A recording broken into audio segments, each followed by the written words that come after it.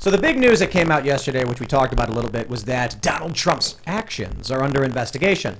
And like clockwork, we can see exactly how the media handled it. Nowhere in the report did they say Trump was under criminal investigation. However, Merrick Garland, in one interview, said he wasn't ruling out possible charges for Trump, basically saying, look, if we find something, we will charge him. So it's entirely possible they're fishing. By investigating Trump's actions, they're trying to find something they can actually get him on, but maybe they can't. Of course, now a whole bunch of media is saying, people are saying audio. What's going on? Static audio, feedback, buzz. I don't hear anything. Let's check and make sure nothing's crossing wires under the table. I'm gonna take a look. Well, I don't hear anything. I don't either. Did you guys did we do a sound check? We did. Hey, yo. We're chilling here, so we'll check. People be like audio has we might have to turn the thing on and off. Which thing? The soundboard? Yeah. You can do that. Did somebody plug a laptop in?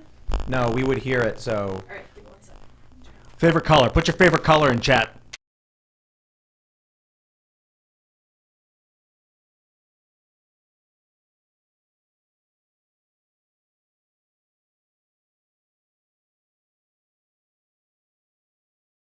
Would come from. I couldn't hear What up, anything what up? before. How does it sound now? Does it sound better?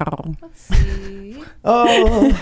See if it sounds better. I'm gonna check for cables Buzz. overlapping. It's really bad. It's usually what it is. Buzz. Thanks for the super chat, Jimmy Joe. Somebody said it's just Tim's mic. Just my mic. Interesting. That's We don't have strange. anything on our end. I got the please do not speak. Thanks for the super chat, Tron. Ian, please do not It's better speak. now? Is it better? Is it better now? Fixed. Yay! Better now? People are saying good. Hey, there we go. Hey, how about we start over? How's it going, everybody? Hi. So anyway, we got this story about Donald Trump, right? They're claiming that his actions are under investigation. And what does that really mean, that someone's actions are under investigation? It doesn't mean he is. But of course, as we expected, many left news outlets started saying Trump is under investigation because surely that's what that means. No, it doesn't. That's the game they're playing. At the same time, Merrick Garland was asked if he would bring about charges to Donald Trump, and he didn't rule it out. He says, we're going to pursue justice equally or whatever. So what does it really mean? It may be one big media hoax trying to claim that Trump will be investigated or will be charged because they're trying to rile up Democrats to vote in November. I don't know if I believe it. So we'll talk about that. We've also got some other really funny stories. Trump is threatening to sue CNN, saying he's going to do it. And then The View has apologized to Turning Point USA, although many people are saying that it is inadequate. And I listened to their apology, and I also think it's fairly inadequate because they really, really defamed TPUSA, who is now threatening to sue The View, which is probably why they issued their apology. So we will be talking all about that. Before we get started, my friends, head over to strongerbonesandlife.com and pick up your ageless multi-collagen 51% off today. As you may notice, I've been doing a lot to be healthy. I was cutting out the sugars. I've been adding more collagen to my diet because I've been skating a lot, getting injured a little bit here, but that's fairly normal. And I've also admittedly lost a ton of weight. That's the keto stuff. The collagen stuff just keeps your skin, your bones, your joints stronger. So head over to strongerbonesandlife.com and you will get a 60-day money-back guarantee. The BioTrust Ageless Multi-Collagen provides you the healthy aging support of collagen in its ideal forms. 5 key types of collagen you need from 4 different sources. Hydrolyzed collagen peptides, meaning better and faster digestibility to support maximum benefits. And for every order today, they will donate a nutritious meal to a hungry child in your honor through their partnership with NoKidHungry.org. To date, BioTrust has provided over 5 million meals to hungry kids. Please help BioTrust hit their goal of 6 million meals this year. It is non-GMO and free of artificial flavors, colors, preservatives, and sweeteners, free of gluten and antibiotics, nearly no odor or taste. There's no clumping, unlike other supplements. You will get free shipping with every order, free VIP live health and fitness coaching from BioTrust team of expert nutrition and health coaches for life with every order, and their free report, 14 foods for amazing skin. StrongerBonesandLife.com. And don't forget to head over to Timcast.com, become a member, check out our new shows. Tales from the Inverted World is up. New episodes Sundays at 10 a.m., hour-long essays. Shane Cashman investigating the lost Confederate gold down in Georgia. The history of the area, UFOs, witches, really crazy stuff and really interesting stories. And I'm hearing the next episode coming up this weekend is the best one of the season, which you probably shouldn't say because there's more after that, but it's going to be good. And we're going to have a members-only uncensored show coming up tonight at 11 p.m. Check it out. Without further ado, we are being joined by Ned Ryun. Good to be with you. Yeah, no, this is fantastic. Who are you? A lot of friends that have been on. It's great to be here. Founder and CEO of American Majority. We do political training, state and local. The goal being we've got to build a farm team at the state and local level. It's how you bring about national generational change. Kind of reverse engineering what the progressives did 100 years ago. Started a state and local reform movement built from the ground up. Obviously radically changed this country, put us in the wrong direction. I'm a big believer that politics is policy, that unless you win politically, all you're doing is having great conversations about policy. You have to have political power to actually implement your ideas. I think we got to change culture. Yeah, no, that's actually absolutely part of it. I think Yeah. that's more of a long-term play. I think the short-term play, people Right. do ask me how we're going to get back to normal. We get political power and we beat the left into unconditional surrender. But you Sounds have good. you have to be focused on actually doing that in a systematic way of identifying, training, getting people into office, having the right ideas implemented. Telling everyone to go and get 3 of their friends to go out and vote in November. Yeah, get out and vote. Voter registration, we train people on some of that. There's a lot of different things that I think are required and been involved in the movement for a while, and it's been one of those things that the conservative movement has to be more oriented towards action. I feel like we get stuck on our ideas, and we like to write white papers and talk about all these fantastic ideas, but it's towards action. Action is the soul of revolution. Sounds good, man. This should be interesting. Plus, they got 538s claiming Democrats are actually favored to win now, but we'll see. That's insane. I know. So I know you want to. We'll get into it. We'll get into it. Lauren Southern's back with my $1,000 whiskey. Pleasure to be here. And a paper cup. Absolutely. I make movies and I'm here to drink Pappy. That's about it. She's intentionally putting $1,000 whiskey in a paper cup because she knows all of the whiskey fans are going to get triggered. Oh, That disgusting. that was a club pour too, by the way. Like maybe Solid. Yeah. Wow. Lauren, for those that don't know, who you make movies and you drink whiskey. Yeah, I'm a documentary filmmaker. Do a little bit of shit posting on the internet here and there, but mostly, yeah, just movies, YouTube videos, cultural commentary, all that. Oh, am I not allowed to swear? Have I already I mean, you broken the can. rules? We just try not to because Well, You Try just to keep smashed it the open. glass ceiling. Congratulations. Let's fucking roll. I get one. I get one pass, right? I don't Yeah, know once if a month. YouTube cares. Nah, nobody cares. All right, we got Ian chilling. Hi, everyone. I did put some collagen in my coffee. I absolutely love this That's stuff. the keto stuff. I put the C8 MCT and a little bit of collagen. This is not an ad. It's just delicious. He really does do it. Follow me at IanCarlson.net, but let's talk more about. I want to talk to you, Ned, about the political action, because you're actually inspiring people to run for office Yes, right. locally. This is badass. Yeah, no, and you got to equip them to be successful, to win. It's all about winning, Yeah. which we've kind of lost sight of. Agreed. Love it. And I'm also here in the corner. I'm very excited to talk to Ned. He's very knowledgeable in history, and Lauren is always a blast as well. Let's get into it. Here's the big story from CNN. Merrick Garland does not rule out charging Trump and others in January 6th probe. And I'm just going to say it. I don't want to bury the lead. I think the story is a big hoax. I think it's a big nothing burger. And how do you say nothing while still riling up Democrats? This is exactly how you do it. You go to someone when there's no criminal investigation and no charges and say, would you charge him if you found a crime? Well, we're not going to rule out anything. There's no, look, let me show you the story from Washington Post. Justice Department investigating Trump's actions in January 6th criminal probe. And we addressed it a little bit last night, but I'm seeing all this news pop up. I got to just say it right now. Let me put it this way. Lauren Southern is drinking my very expensive whiskey. Let's say we did not know who was doing it. And so I decide, I know Ian doesn't drink it, but I'm going to investigate what he was doing this night. Not that I'm accusing him of stealing my whiskey, but something he did may lead me to information about what happened to my whiskey. This is how I know, this is why I would say, in my opinion, this story from the Washington Post is total BS. Investigating Trump's actions, you can't criminally charge someone's actions. It may be that they're fishing. It may be there's someone else under criminal investigation, and they're looking at what Trump said to him to see if this person committed a crime. But I'll just tell you right now, if Trump really was under criminal investigation, they would be screaming it to the high heavens. Right. But can we get down to the bottom of what this is all about? They're terrified of him. The January 6th committee hearings, this ridiculousness, they're terrified of him running again. They do view him as an existential threat to the system, to the administrative state. This is what all of this is about. It has nothing to do with anything because there is no validity to it. He said he was going to fire everybody. But how do you actually get Trump to not run again in 2024 and ostracize his political supporters from the body politic? That's what they're trying to do. And I think it's great. He's taking it head on. I mean, he came back to D.C. the other day and spoke in D.C. and people called it controversial. I have no idea. Like, why is it controversial that a former president came and spoke in D.C.? Oh, because of January 6th, the show trial, which has nothing to do with anything about the facts that happened on January 6th. The big story was that he called for the death penalty for drug dealers. Ooh, like Yeah. Duterte. Very cool. I have to tell you, He was like, China doesn't have a drug problem. I think the January 6th committee hearings have actually helped him on the path to running again for re-election, have actually strengthened him I agree, and I'll tell you in a why. re-election bid. And I agree with you, and I think it's because the show trial has been so absurd that it's actually weakened their case against Trump. I think the less people knew about it, many of them were probably like, wow, something bad happened. Then you get this show trial, and there's many inconsistencies. And like when Donald Cassidy Trump, Hutchinson. Oh, I know. That's all hearsay. Donald Trump jumped and grabbed some guy's neck. People are probably like, what? Listen, Megats, you just don't understand. We're gonna get him this time. Yeah, the walls we're are gonna closing get in. him. It's Yeah, the 1000th time, and this time it's going to happen.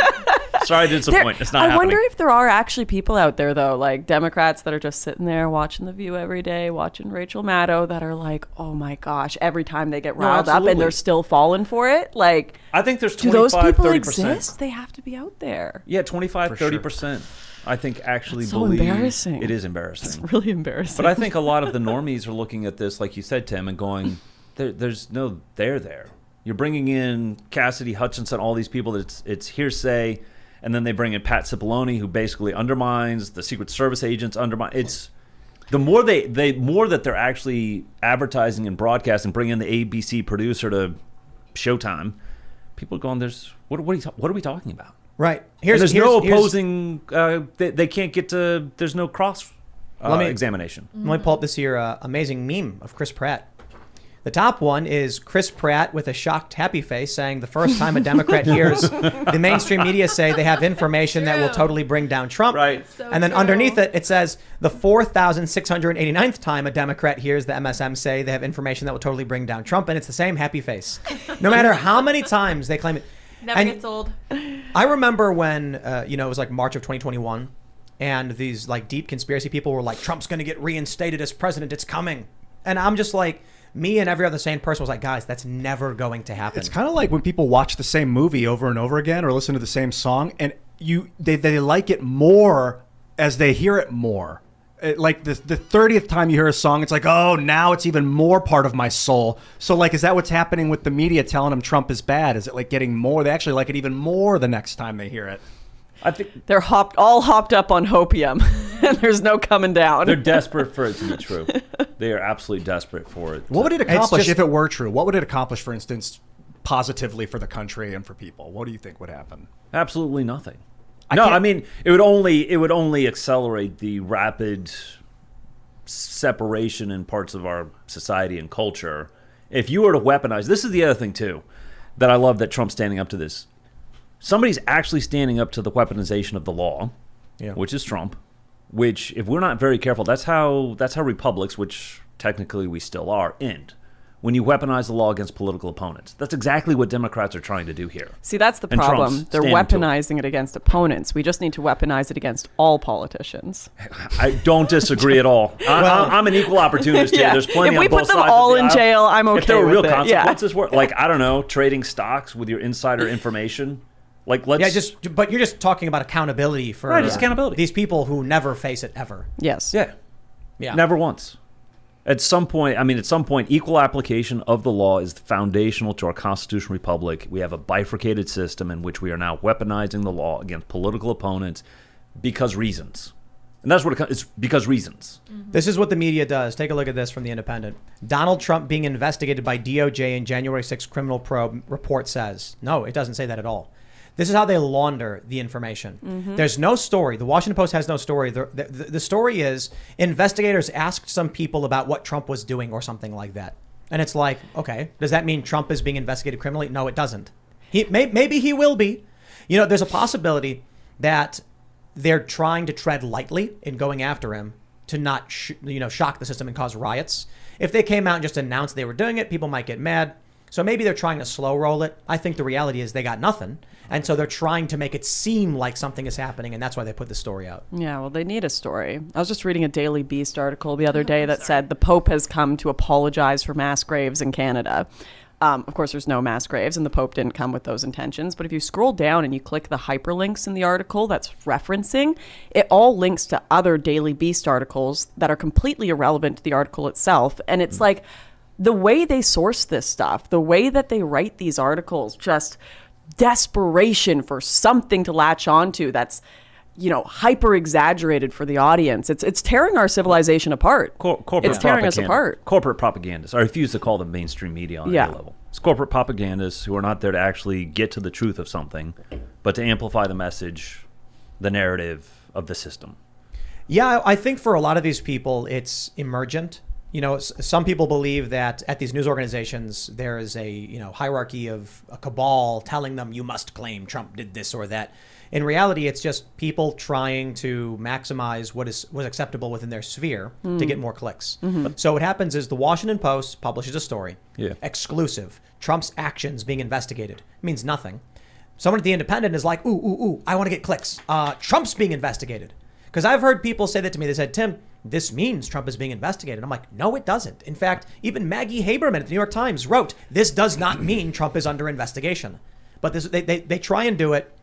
This is how these you know, Facebook moms and MSNBC moms and dads get their minds warped. Yeah.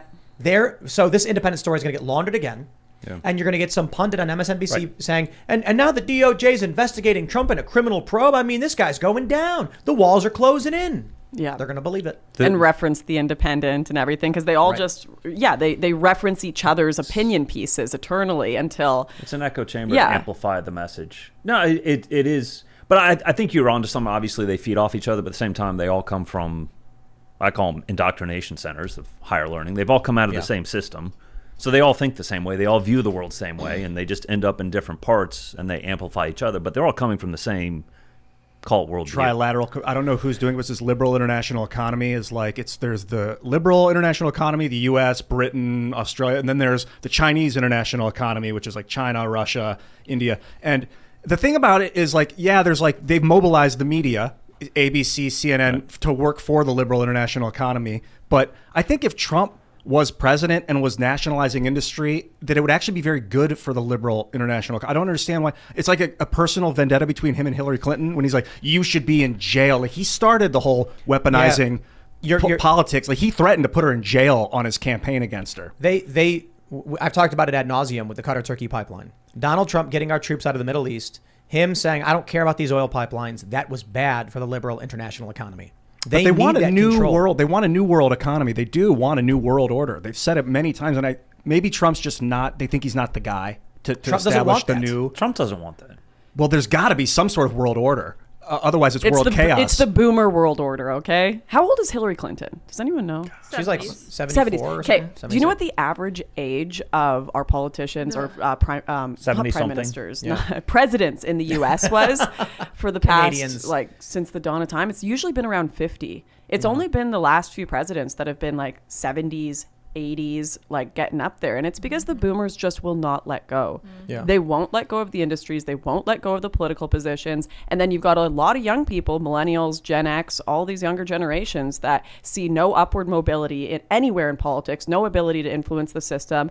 And the boomers will never give it to them. So as much as I like Trump as a politician, it's just, it's all of this same generation refusing to let go of civilization, and then every other generation has become apathetic. I will say though. Not sure I buy that. The boomers aren't all bad. No, of course there are not. some bad of course ones, not.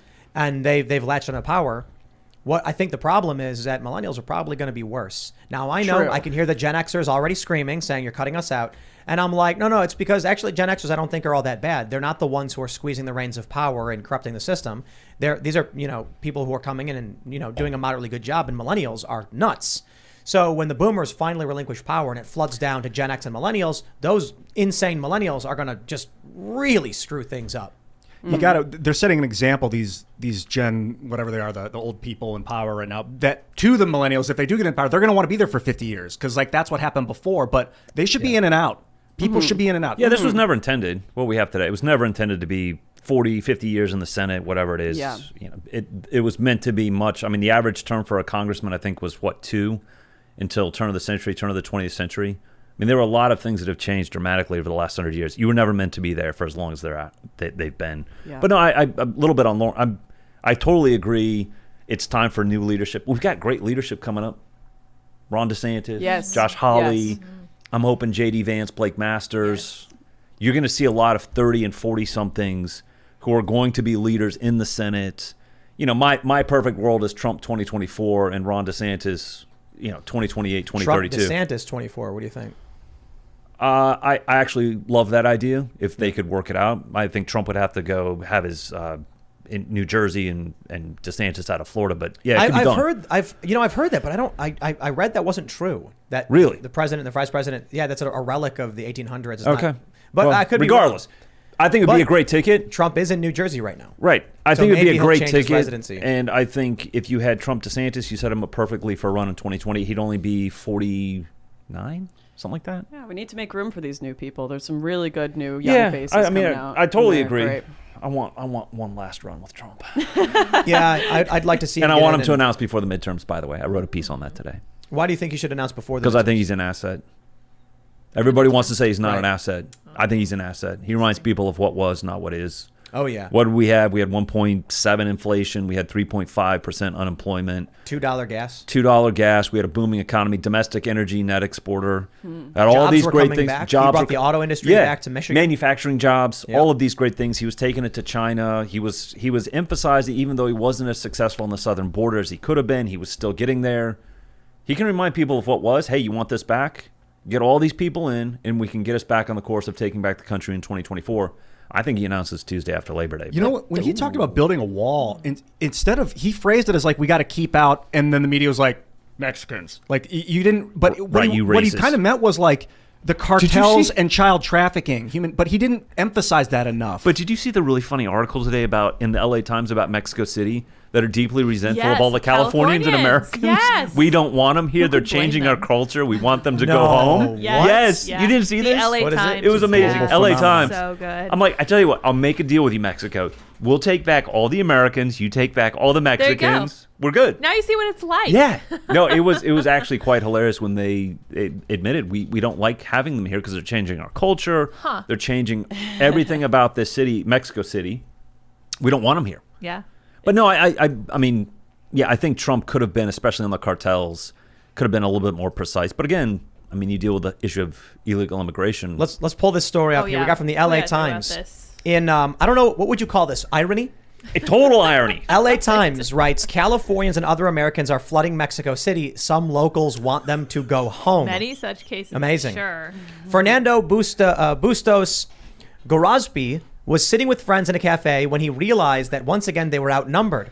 We're the only brown people, said Bustos, a 38-year-old writer. We're the only people speaking Spanish except the waiters. It's the great replacement. Oh my God. Yeah, it's a great replacement. That's what I thought was the funniest line. We're the only people speaking Spanish here. We feel cut out of our own. Huh. The influx, it's weird, which right? accelerated So you since don't like the start the of taste of your own COVID. medicine. It's not, yeah. Well, but it's not Mexico. It's people coming from Guatemala, Honduras. They're coming from Yep. South It's America. They're Mexican. coming from Africa. No, I totally agree. I mean, it's more than just Mexicans coming across the southern border, but this highlights the point. Oh, so you don't like it? Okay. No, Well, but I most really don't. don't know, but And we're- most are against people coming to America too. Like Mexicans, they typically are really against illegal immigration. Yeah, they were really angry that the Central Americans were coming up no. through Mexico. Right. So what we're really seeing is that what I think you'll see from this is that people who love their countries, who work hard and support their nation, regardless of their cultural background, their ethnic background, don't like it when other people come to where they are and disrupt their way of life. And Americans were doing this because of COVID. People were leaving the United States because of the lockdowns and the restrictions, and Mexico was freer. Yeah. And so now they're coming here, they're bringing their problems with them. I see it as ironic in that it's the Americans leaving. I see it as perfectly predictable that citizens of Mexico City would be upset that other people from a different country are coming into their country and changing their way of life. Nationalism isn't a bad thing. Yeah, I think one of the most important things, even if you're talking about globalism, you need to have sovereign national borders. Yes. because people need to be able to set their own laws based on their cultures and their ways of life. Right. If there are people who want a one world government, right? It will never happen if borders are dissolved, because people will be fighting with each other endlessly. It's the same as in nationalism. You need statehood, because you can't have a national police force on every street corner. You got to have local laws, just like in a global force. You need national local. People who understand the local community problems, how to solve them. You can't solve them from far away. What a shocking concept. Yeah. But I mean, like, even thinking about this is kind of funny. You know, we don't have borders between states in the way that countries do. And so what happens when someone from Michigan looking for work goes to New York? People keep flooding to the cities because cities have jobs and their areas don't. That hurts everyone involved. So if you had actually borders which were more difficult to cross over, when Michigan's economy started breaking because the auto industry was leaving, you wouldn't have the mass exodus, which means the economy may have gotten hurt, but could have recovered much more quickly with more people requiring services and working for each other. Instead, families left in insane numbers, and then the economy just buckles and collapses because there's no one left to support to support the state. So this idea of like multinationalism, I guess that would be like multi-statism. I don't know. Like multinationalism would be like when a corporation has their headquarters in the United States, but all their production or that bunch of production is overseas, out of the United States. So like, maybe you live in Michigan, but you work in Minnesota or something like that. It's legal and it's totally fine and acceptable. But when you see multinationalism, like, that's pretty destructive. They don't have any allegiance to the United States, even though they're raking in all the benefits of tax law. This has always been this was one of my frustrations with the 2017 tax bill, that I thought it favored the corporations too much over the small businesses, because these corporations were not America first. They have no inherent loyalty to this country. Exactly. They're trying to get the best tax rate they can get and take advantage of the tax system, but there's no inherent loyalty. And we should have. I made this complaint to the White House. We should have had more favorable terms for the small businesses, because half the workforce is small business. Well, what do you think about the idea of like a global minimum tax for corporations? Like there's international treaties where it's like the idea, I guess, is that a company in the United States will be like, we're going to move our headquarters to this country where it's right, cheaper. to get a tax break. Right. So the idea is if all these countries agree to a treaty, it'll stop the corporations from moving. It'll stop from moving and getting. Yeah, I don't know if I've given a ton of thought to it. I don't think I'm opposed to it in principle, but I think, right. I haven't given enough thought to it. I'm sure someone's going to point out in the chat, like, here's a ridiculous problem that will arise from there. Probably. But there is an issue that, corporations move their headquarters wherever they can to save their tax money. So they're basically ripping us off. That was my. Not that I'm a big fan of taxes across the board, to be honest. No, of course. Yeah. No. I think that's something that we could have a conversation about across the board, including property taxes, which I find deeply offensive. Let's read some more of this LA Times story, because I do think it's kind of funny. They say at Lardo, a Mediterranean restaurant where on any given night 3/4 of the tables are filled with foreigners, a Mexican man in a well-cut suit recently took a seat at the bar, gazed at the English language menu before him, and he sighed as he handed it back. A menu in Spanish, please. Huh. This is just, how is this real life? I don't know if the LA Times, I'm not sure they fully comprehended what they were writing. Yeah, I vibe with this so hard. I grew up in Surrey, BC. If anyone knows, like, the area that I grew up in is like 70% immigrant now. It's pretty wild. And you go to some places and it's like, I literally can't order food here because no one speaks English. It's just like, but if I say that, I'm a racist. If LA Times writes about someone who's brown having the exact same experience as me, because we're all human and we all enjoy being able to speak with other humans around us and being able to read our menu, suddenly it's not racist when someone else has the exact same internal experience. Wild. Go to any country, and I assure you, say you're in Turkey and you hear someone speaking a North American, you hear them speaking English. Right. It doesn't matter what their accent or dialect is. They're speaking English. I assure you, you are going to see someone else be like, hey, you speak English. Where are you from? Mm-hmm. Right. I was in Turkey, and I was in this tower I think it's on the Great Horn or whatever it's called. It's like an old watchtower, and it's a tourist attraction. I went up there, and everyone's speaking foreign languages, and then I hear two people speaking with a North American dialect, and then I was like, hey, are you Americans? And they're like, no, Canadians. And I was like, good enough. What's going on? What are you doing? Like, hey, someone I can talk to. And then we talked, and it was fun. That was it. End of story. It was like, hey, what are you doing here? It was. It's wild. Easy. It's wild to me that, like, the left always talk about getting mad about the Great Replacement in like a racial context, right? But it's like, you guys don't even acknowledge how damaging it is to have so many people come in who just don't speak the same language. Like, language is the only way we can connect as human beings, do business, educate each other, love each other. Have like, common values. How you guys won't even acknowledge the importance of that? Imagine you went to criminal court, charged the crime, and no one was speaking. Everyone was speaking a different language and struggling to communicate. That's what happened to Amanda Knox. She was actually released from Yes. Italian prison, but her thing was that they didn't it was like the language barrier was so harsh that they just threw the book at her and was like, she's a foreigner. They're doing it Turn now her with in. Brittany Griner. So apparently the story was she doesn't speak Russian, and her lawyer was barely translating what was going on, and she had no idea what was happening. So Amanda Knox kept repeating herself, saying the same thing because that's all she knew how to say, and the Italians took that as she's definitely guilty. Yeah. Yeah. Dangerous language barrier. I'm a huge advocate of bringing, it doesn't have to be English, but a common language to Earth. I'm surprised it hasn't happened yet. I Earth? think the internet Sorry, is. we I think it's messed English. that up already Like with in what was 2003? that? Tower of Babel. Yeah. Tower of Babel. we Tower had of that Babel. opportunity. It happened like a couple The thousand problem with years that is ago. they put it all in one place. So when the tower got blown up, it was lost. But like if it was diasporate and like everywhere, stored in orbit, underground, in everyone's bedroom, like everyone's got their data, maybe there's some value to it. But the problem is if you lose other language, because other language gives you reference that you don't get in English. Like the word like groomer. Like it has an English definition, but when you talk about what that means, like groom a dog in other languages, it takes on other connotations, and you need that external reference to get a fuller picture. Yeah. In my So opinion, there obviously, anyone who's ever tried to teach someone another language knows we say things that seemingly make no sense. Idioms, yeah. What's up? Like, what does that even mean? You're asking someone, what are you currently doing and what's happening in your life? Right. That's like, it's such a sup. So if someone is trying to learn English and you tell them what's up, they'll look at the ceiling. They'll go, the lights? They don't understand that context in cultural language. So it's like, you got to learn that stuff too. There's so much in language that people don't understand is relevant or requires personal experience of the thing. Yeah. Especially feelings. Yeah. There are many languages that have words for feelings that are really hard to explain to an English speaker because they've not experienced it without that, understanding. Yeah. It's weird. And we've simplified a lot of things. Like obviously the word love, that's just love. We just use it for everything. Sexual love, familial love. We just throw it in one word. But then you have the Greek version, which has like 12 or something. Agape. Eight. Philautia is Right. self-love. There's Agape. love of the community. Yeah. Ian brings it up Brother- all the time. brotherly I'm love. obsessed with it, and that's because Philadelphia. If you get that "love is love" statement, that ridiculous statement in the pedophile or whatever community, the minor attracted person community, and it's like no, erotic love, eros, is a specific kind of love. It's not familial. Did you It's, just call it the minor attracted community? You know I what's- hate that so yeah, much. minor MAP.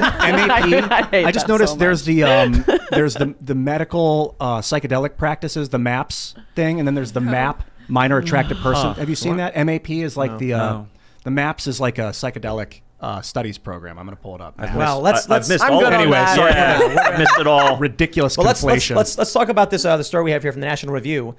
Trump says he intends to sue CNN for defamation. Now, how much is this just Trump blowing smoke, or is he really going to do it? It's Better do it. impossible to sue people. It's It is. impossible. It really But is. did you see? People I think don't get it. Was it Clarence Thomas? Did he say that there's a potential case coming in front of the court that will change and actually Yes. loosen the standards by which you can actually do these Yeah. sorts of Yep. things? I think that would be a very healthy step in the right direction. So here's what Trump said. He said, I have notified CNN of my intent to file a lawsuit over their repeated defamatory statements against me. I will also be commencing actions against other media outlets who have defamed me and defrauded the public regarding the overwhelming evidence of fraud throughout the 2020 election. I will never stop fighting for the truth and for the future of our country. Now, that'll be interesting, and I don't think Trump will get anywhere with suing them over fraud stuff. First and foremost, I think Trump thoroughly misunderstands a lot of the 2020 election stuff. I think what we saw with Sidney Powell and Lynn Wood really exemplifies that. Trump was given a lot of bad info. I think he's wrong in that regard. He was, but I think he could have focused on the. Good friend Molly Hemingway wrote a book, Rigged. I think there are definitely serious questions about 2020, but I think you are right. I mean, Sidney, Lynn, all these, And that's the Kraken, right. That, crazy stuff. That threw everything into chaos, and I have to wonder if those people were intentionally working against Trump. I feel like Lynn Because, Wood was. because I'll tell you, I want to talk about the lawsuits of the media, so I don't want to get into. But I will mention Pennsylvania changing the rules on voting was ruled unconstitutional after the fact. But did you see what Wisconsin State Supreme Court just said recently? What did they say? They said that the unsecured ballot drop boxes were illegal. Oh, right. It might have called into question And the this election. is- I mean, so there's a lot of stuff that's weird about it. This is the problem with Trump and the fraud narrative, is that it's procedural. It's procedural questions on policy and law that need to be rectified and don't if that keeps becoming the narrative, because it's universal mail-in voting rules, the question of the constitutionality of universal mail-in voting, Right. election month versus election day, unmanned drop boxes. So I don't want to get into all Yeah, of we don't that. want to go down that. I We want to want to talk focus about on the this. media lying about Yeah. January 6th and all of that stuff. Certainly Trump has his opinion on all those things. I got to say, though, if he's suing on those grounds, dismissed instantly. Yeah. Because for one, the courts are going to be entirely biased against hearing any of this stuff. But if he's talking about January 6th, then I think he might actually win. Like what we're seeing now with the media saying, I'm not saying win in every single instance. I know Lauren gave a look of doubt. I don't think people win, especially when you're a public figure like Trump, even starting these defamation lawsuits. I mean, he'd have the money to do it, I guess. We'd be able to start, but it's so difficult to win a defamation lawsuit, especially when you have other media writing the same thing about you. Any media company will use that as a Yep. defense. They'll And say it's- and it everyone is. else is writing the same thing, so we just wrote it. Or maybe it's not even about that.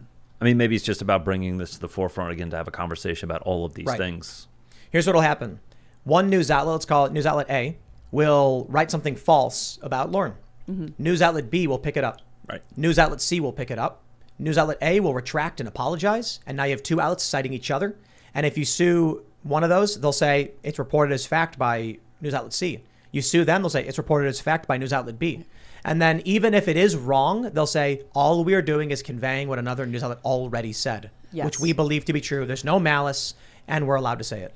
And no one Insane. ever sees the correction. It's always published on a different page months later, but Ghost it still edits. counts. It's still good enough. You don't have to. That's what's crazy to me is there's like no legal recourse for if an article about you goes completely viral. There's no expectation that the apology afterwards that will prevent any sort of legal, Will be as financial viral. recouping will be as viral. Right. And there's no expectation. One person could see the correction, and that's still okay. We're not legally culpable Right. now. That's nuts.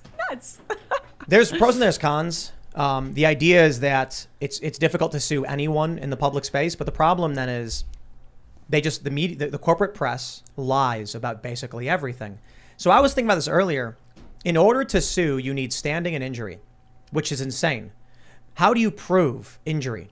Are you going to go find the guy who wrote you the donor check, who canceled it, and then have him testify that I wrote the donor check, and as soon as I saw that defamation, I tore it up. So proving that is insane. I think we should be allowed to sue for correction. That's it. For correction. So you go to a court and you say, I can definitively prove the spirit of what they're saying. Their statements are untrue. And then maybe they got to pay legal fees if they lose for publishing something false. And that's fair. And then it's like, then they got to issue an apology, a statement. They got to publish it on the front page and leave it up there for like a week or something for everyone to see. It's remarkable to me that you can have a major news organization lie. Yeah. And so I've been through this. I've talked to lawyers and they're like, what are your damages? And then I was like, well, obviously they're trying to get me banned, shadow banned, reduce wages and things like that, or income. And they're like, can you prove it? It's like, unless we file a subpoena and discovery against YouTube to ask them if they're, and YouTube does this. In response to smears, YouTube has deranked and shadow banned many people, hurting their businesses. How do you prove that to a court? At the very least, I should be able to sue and say, Your Honor, I can prove what they said is false. I would like them to be ordered to issue a correction. That's it. There you go. Do you think that in the correction they should state that they were also sued to make a correction? So it sets it apart from ones that they just chose to do? Yes, it should say a court, upon finding of our defamation, has instructed us to correct the record and make sure our audience understands we were wrong on this count and this count and this count. We apologize for the error. That would And be- it should be on their front page for a week. That could incentivize them to do it before they get sued, so they don't have to make the say like, hey, we got sued also. Well, so this is actually what happens. Organizations will defame you, and then when you move to file a suit, they'll retract in a very weak and pathetic way to remove standing. And then when you go to a judge, they'll say they've already removed the article. Okay, case dismissed. And then I'm like, now I've lost donors. Now people won't work here because the media has threatened. Because media That's like pulling the bullet out of someone's arm and being like, there's no bullet, so there's no proof that I shot. That's a good example. Exactly. Yep. No, the wound's still there. We need reform on defamation. Because I'll tell you this: if I made a mistake, if Timcast.com published something incorrect, and someone came to me and said that's wrong, I'd say sorry about that. We'll fix it immediately. And there you go. Yeah, because you're committed to the truth. So there's no net negative for those who are committed to the truth if we have a system in which you can sue someone to force a correction.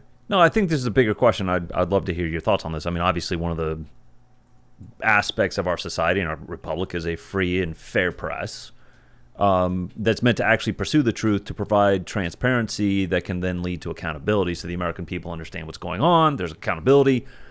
This is the one thing where we clearly do not have a free and honest press. We have corporate propagandists. What are the steps that are needed to actually get them to the point, grudgingly or otherwise, where they're actually focused on trying to be at least objective on some levels? I don't know. That's when Clarence Thomas... win the market.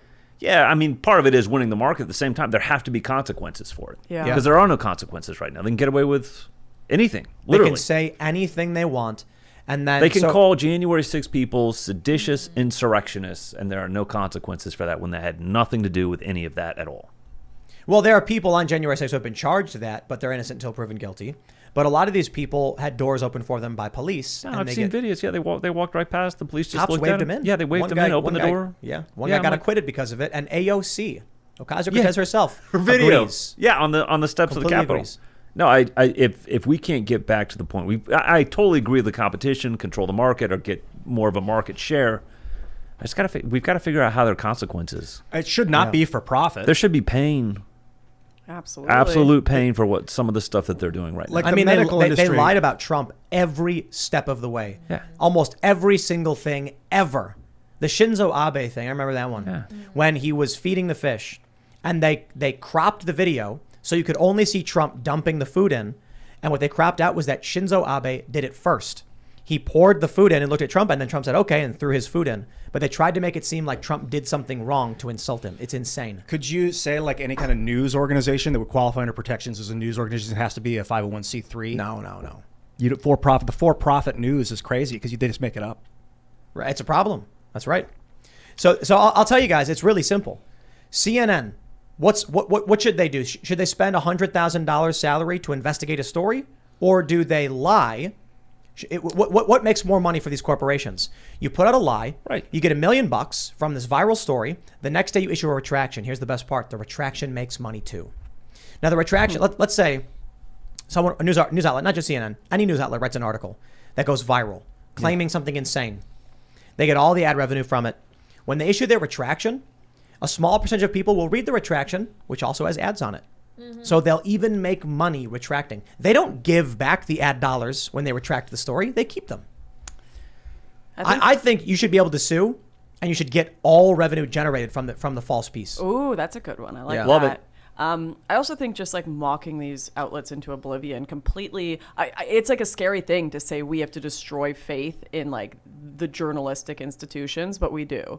We need people to just not trust them at all, which means what they'll do is when they go to sites to read, they'll have to actually read the article. They'll have to see if there's sources, and then they can regain trust in a website. They'll be like, okay, this site that I've been reading for a while actually sources things. I'm going to start reading them. There cannot be an immediate assumption that because it's a journalistic outlet, it's going to be correct. It has to be the opposite. It's an issue of human behavior, though. Yeah. I mean, people don't even read articles; they read headlines. But I was also going to say, are people really looking for the truth? Are they looking for something that will reinforce their presuppositions and biases? They're looking for comfort. I mean, we were just talking about, for the 4,000th whatever time, are they going to get Trump? It's reinforcing their biases. They just want to hear what they already believe. Right. So I don't know. I think it leads to an interesting question. Let's talk about this next story. We got this from Deadline.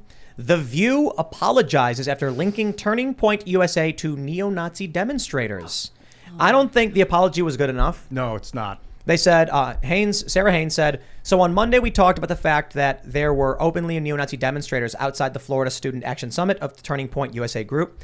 We want to make clear that these demonstrators were gathered outside the event and that they were not invited or endorsed by Turning Point USA. A Turning Point USA spokesman said the group, quote, 100% condemns those ideologies and said Turning Point USA security tried to remove the neo-Nazis from the area, but could not because they were on public property. Also, Turning Point USA wanted us to clarify this was a Turning Point USA summit and not a Republican Party event. So we apologize for anything we said that may have been unclear on these points. This is the problem. It wasn't what they said was unclear. It was what they said was untrue. Mm-hmm. I didn't get the original statement. They said that there were neo-Nazis at Turning Point. Whoopi Goldberg said initially, you let him in though. Okay, you so, let him in. So they lied. Then they didn't say something unclear. They lied. They come back from commercial and they're like, we got to issue a clarification. They weren't, and she goes, they weren't in the building, but they were all, in the mix. You they apologize were embraced. for lying, not for being unclear. It's different. You lied, Whoopi. Maybe she thought it was real and she said something that she thought was real. She lied. But this is again they should sue. Oh yeah, this Like, apology's not for enough. as much as money as they can. The Nazis were protesting the event in opposition to it. But one of the ways you actually get some sort of accountability is paying. I'm a big Right. believer that there have to be consequences and sue them. Yeah, because then They the gotta sue producers will Whoopi start Goldberg. breathing down Whoopi's neck. Like, you can't keep bringing Yeah, million-dollar you can't. lawsuits. Yeah, on you us. can't be doing this, and at some point the legal counsel is going to come and say, "Hey, stop! You can't be." Well, they did. This is the crazy thing. I think they Well, could- no, after like another maybe a massive lawsuit that they lose and settlement or Well, whatever. no. Probably settlement. When Whoopi defamed them, they came back and she said, I have to issue a notice. They weren't in the building. The producers clearly went to her and said, you can't lie like that. And then they come back from commercial or whatever, and she's like, okay, everybody, they weren't in the building. But So then she maybe doubles some down. producers have some moral ethics on the View still. It's not about moral ethics, it's I about think- fear. Well, it is about losing fear. your job. And so I think Turning Point should still sue because I'd argue this was not enough. They needed to clarify the people who were there were actually protesting and hate Turning Point USA. Yep. There was no connection. The groups were the Turning Point USA people were screaming at them, and they were like yelling at each other. The View is just, this is the game they play. You lie, you issue a weak retraction and say, we know that you can't handle a lawsuit, so deal with it. This is also like just an expose, as usual, of the ignorance that many of these mainstream outlets, shows have of right-wing politics in general. Like even when I read academic articles about like the alt-right or something, they're all so unbelievably incorrect. Like anyone who calls Charlie Kirk like far-right or call him alt-right, alt-right. it's like you literally know nothing about the dynamics of the right. The right know everything about the dynamics of the left. They understand them inward and outward, all the different factions and groups, but it's like a complete blind spot. The right are just like Nazis, all of them. And it's Did you just see the foolish. Crowder put out a video where he's talking to some college students and one guy calls him alt-right. He's like, what? He's like, what does that mean? And then everyone, like there's a black dude there and he's like, Crowder's not alt-right. He's like, I watch Crowder all the time. What are you talking about? And then the guy says, alt-right is like you and Ben Shapiro. And he's like, Ben Shapiro's Jewish. They don't know what it means. They're mindless zombies. And this is the problem. They get lied to by The View and other news outlets, and then they walk around saying things that make literally no sense. But I'll tell you this, if you want to control people, keep them in a constant state of confusion where they don't know what's happening. As they say, the truth shall set you free. Didn't Whoopi just said that Jill Biden should be our Surgeon General? That was a while ago. She's a phenomenal doctor. That was, right? that was a while ago. Yeah, and totally ridiculous because she's like a doctor in education. not really Not a even medical doctor. Not really even a doctor at all. Anyway. Yeah. It's like an educational honorary I don't title or know. something. Oh, she got an honorary one. Nice. No, let me make sure. I want to Yeah. make sure. No, we're I correct. think it was real. Yeah, I think that. I think there is a real Like a skincare doctor's. Oh, No, Jill. it's an educator. educator. Yeah, It's not a PhD. It's something else. Let Yeah. me see if I can find it. But that's going back EDD. to the left. It's EDD. EDD, yeah. The thing that's Education doctorate. curious to me about the left, there's no Oh yes, intellectual there it is. curiosity. EDD. at Doctor all. of Education. I Okay, think so it comes from it's not a psychoactives PhD. in the kids. EDD. That's what she has. I think it's more than that. Educationist doctor. So you're saying that people on the left in this cult or whatever this is, this weird There's no media intellectual cult, curiosity. They don't really want to understand because from the outset, they're all wrong. So why should we have any curiosity in trying to understand where they're coming from? So I mean, they literally have no curiosity about trying to examine any of our ideas or have a conversation because our conscience is wrong, our beliefs are wrong, our actions are wrong. So we don't need to even engage with you on this at all. We do have an update here from Turning Point USA, though. They say tomorrow, join the protest, Thursday, July 28th, 7 a.m. outside GMA Studios in Times Square, 10 a.m. outside the View Studio, 320 West 66th Street. I'll just say this. If you are in Times Square, can you get a photo of those billboards we have up? We're really trying. I'm just kidding. Yeah, get one of me. Yeah, Ian's Mine's big up there. I up haven't there. seen a photo yet. I just want to stress that point, though. While y'all are protesting GMA, and I think there's a billboard of me above their building. So, like, this is the point I'm trying to make with those Times Square ads. We're coming for their cultural spaces. We are challenging them. We are winning, and they are getting really, really angry. Remind me again. Is there an ad for Chicken City? Yes. There is. Okay, good. Yep. 2 of them, actually. We have Two of them. Okay, I just two want to make sure because 96-foot tall billboards for Chicken City. but Chicken City gets some love. Yeah, well, I just and want they to. deserve it. Yeah, I want I'm to- fascinated by this whole concept. Great, Well, great so people. the general idea with Times Square is that our ads are going to be right next to Good Morning America. And when regular people look up, they're going to see us on par, equal to them, and we're going to call them out as liars. And we're going to be of same status and stature on equal footing when we do it. Is that something you could do? Like, if you knew there was an ad beside you that was like for the View or something, could you get like a, I'm with stupid arrow or something? Like, you can do that. Yes. You Now, that's they, so cool. they might reject it. Right. But I think as long as, I think most of these companies that do ads just want money. So when, I put up this billboard we have in Times Square is so big, I don't even know what to do with it. So they're going to take down the ad soon. That the run is ending. And then they were like, we'll send it to you. And I'm like, it's 40 feet tall. Are you finishing that? I wonder if we could get you like some? 3 ads in finish it. one. Okay, So, I'll like, give you a cup. Yeah. 15 Back, foot relax. and all going You like could, 3 you could. different movies going But- at once. So the point was that we put that ad on top of the Good Morning America building. So we've got a 70-foot ad on the top of the Good Morning America building. So I wanted everybody to see us above them and make that point. I think it's good branding, good marketing, good brand awareness, and all that stuff. Yeah. As they keep getting dragged, keep lying and failing and screwing up, we're going to be there to take those cultural spaces back. So take them over. sue the View. Wait. This is the TP. Yep. USA. Hashtag sue the viewer. Ned, are you not going to join me in using a paper cup? No, I am not. No. Look, this guy thinks he's so much better than Yeah, me. yeah. No, Look at no, this dude. I'm just. Okay, I'm respecting. high class. I see I'm how it respecting. is. It's just respect. The whiskey, yeah.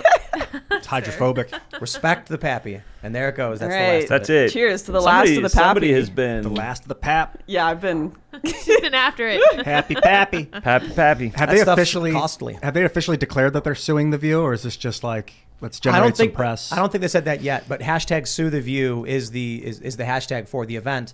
I think I'm assuming Drew Hernandez is going to be down there. I'm sure. And so Drew, if you're out there, I look forward to seeing all the footage and the coverage of what's going on with people protesting. This should be exciting. I'm glad to see that people on the right are organizing peaceful protests. Yeah, and it's And fast. punching back. Yeah. Yeah. It's No, I fast. think this is the one thing that I loved about Trump is that he rejected the premise. He wasn't going to take any. He punched back, and I'd like to see this more across the movement, where you come at us and we will come right back at you even stronger. It's rapid too. Like when you're disciplining a dog, if it pees on the ground, you don't wait 20 minutes and then come back and yell because it doesn't know why you're yelling. But if you do it right when it's doing it, it knows not to do that again. There needs to be accountability, because so long as as the left can burn down buildings without law enforcement intervening, and it's insane. I'll tell you this. I think. Can I just say, why hasn't any Republican filed a lawsuit to disqualify Joe Biden and Kamala Harris for running for office for waging insurrection against the United States by funding the bail for insurrectionists on during the Summer of Love? They want to. All that happens is the Democrats come out and scream insurrection for nonstop for months. Right. There's no insurrection, but if that's the game they want to play, they lost these lawsuits. Okay, well, Kamala Harris directly bailed out people who were rioting In and burning Minnesota. In Minnesota. Yeah. Okay, sue her. 14th Amendment. She waged insurrection against the United States. She provided material support to people who engaged in insurrection against this country. Well, They don't do it. But this is part of the problem, like on a 30,000 foot level. On their side are religious zealots, right? The politics for them is their religion. They are religious zealots. They are committed to it. By all means necessary, they will have political power. We're a bunch of careerists. I'm going to go to D.C. I'm going to have Yep. a nice career at a think tank or in Congress. And after 20, 30 years, be like, hey, that was a lot of fun. No, they're interested in fundamental change. They will do everything and are committed to it. And we're like, well, I'm just here for a good career. We have to completely, unless we actually become more religious zealots on our side, you're going to see more of this. Why aren't we doing that? It's part of why I don't consider myself conservative, because I do think we need literal, like radical liberal change, but for good, not like zealous change. It doesn't need to be like my way or the highway, but the system needs to be drastically altered. The Federal Reserve has annihilated our economy. We need to take back control of our financial system. Yeah, but I don't think we get back to normal unless we actually meet some of their religious zealotry with our own. I tell people we're not going to get back to normal until we beat the left. The problem and is unconditional surrender. There is no. I think we have to come to this. This is not your granddaddy's Democratic Party. This is an un-American left that has nothing to do with the founding ideals. I'm not sure where we have common ground with them. Nothing. Well, That's right. So how do the- you actually come to that point? There is no common ground. The only way you get to a common ground is to beat them into submission. I think God, there was unconditional common surrender. ground on Epstein. You know, both the left and the right were like, "Hey, what's up with that?" Someone went to jail for a massive underage prostitution ring, but we don't know who. Who are they selling to? Right. But the left and the right both agree there's, Yeah. there's something bad going on there. Epstein didn't. Let hang me himself. pull up this story here from. Well, I have a tweet here for myself, but it's a 538 story. 538 says Democrats will hold the Senate, or at least they're more likely to. Interesting. This is why I always said when polling looks good, it may mean a red wave, but 3 months is still an electoral eternity. Still, 538 could be dead wrong. What they did was 40,000 simulations, and they took a random sampling, or it just says a sample of 100 outcomes, showing that Democrats win 52 in 100. I think, as per usual, Nate Silver and his cohorts are so insanely wrong. They've been wrong over and over again. They're probably wrong now.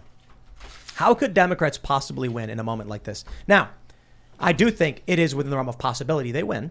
I just think the fact that it's leaning in favor of Democrats makes no sense when we've seen in Florida, for instance, more Republicans registered to vote than Democrats. I think Florida's not a battleground state anymore. Right. In Texas, the Rio Grande Valley, Republican. When you see safe blue districts in 2020 flip, I don't know how they think this could possibly happen. Other than the one point is there are more Republican seats up for re-election than Democrat seats. I remind people of last year in Virginia, a state that Biden won by 10 points. Glenn Youngkin essentially wins by 2. 12-point swing in a year. That will be a year. We'll have the midterms a year after that. The trajectory has not changed for Joe Biden. It's gotten worse for Democrats as well. I tend to think anything that's 12, 13, 14, 15 points is actually in play for Republicans. Yeah. I think it's even to the point where anything that Joe Biden won by 20 points or less in 2020 is actually competitive. Have you looked at Gallup's data on this? When they talk about first-term congressional losses, typically the Democrats have an advantage and still lose. Rather. Well, the other thing is poorly. you got. I mean, it's hard to be. It has happened very rarely that historical trends are beaten. On average, in the first midterm that a party holds the White House since World War II, they've lost 28 House seats and 4 Senate seats.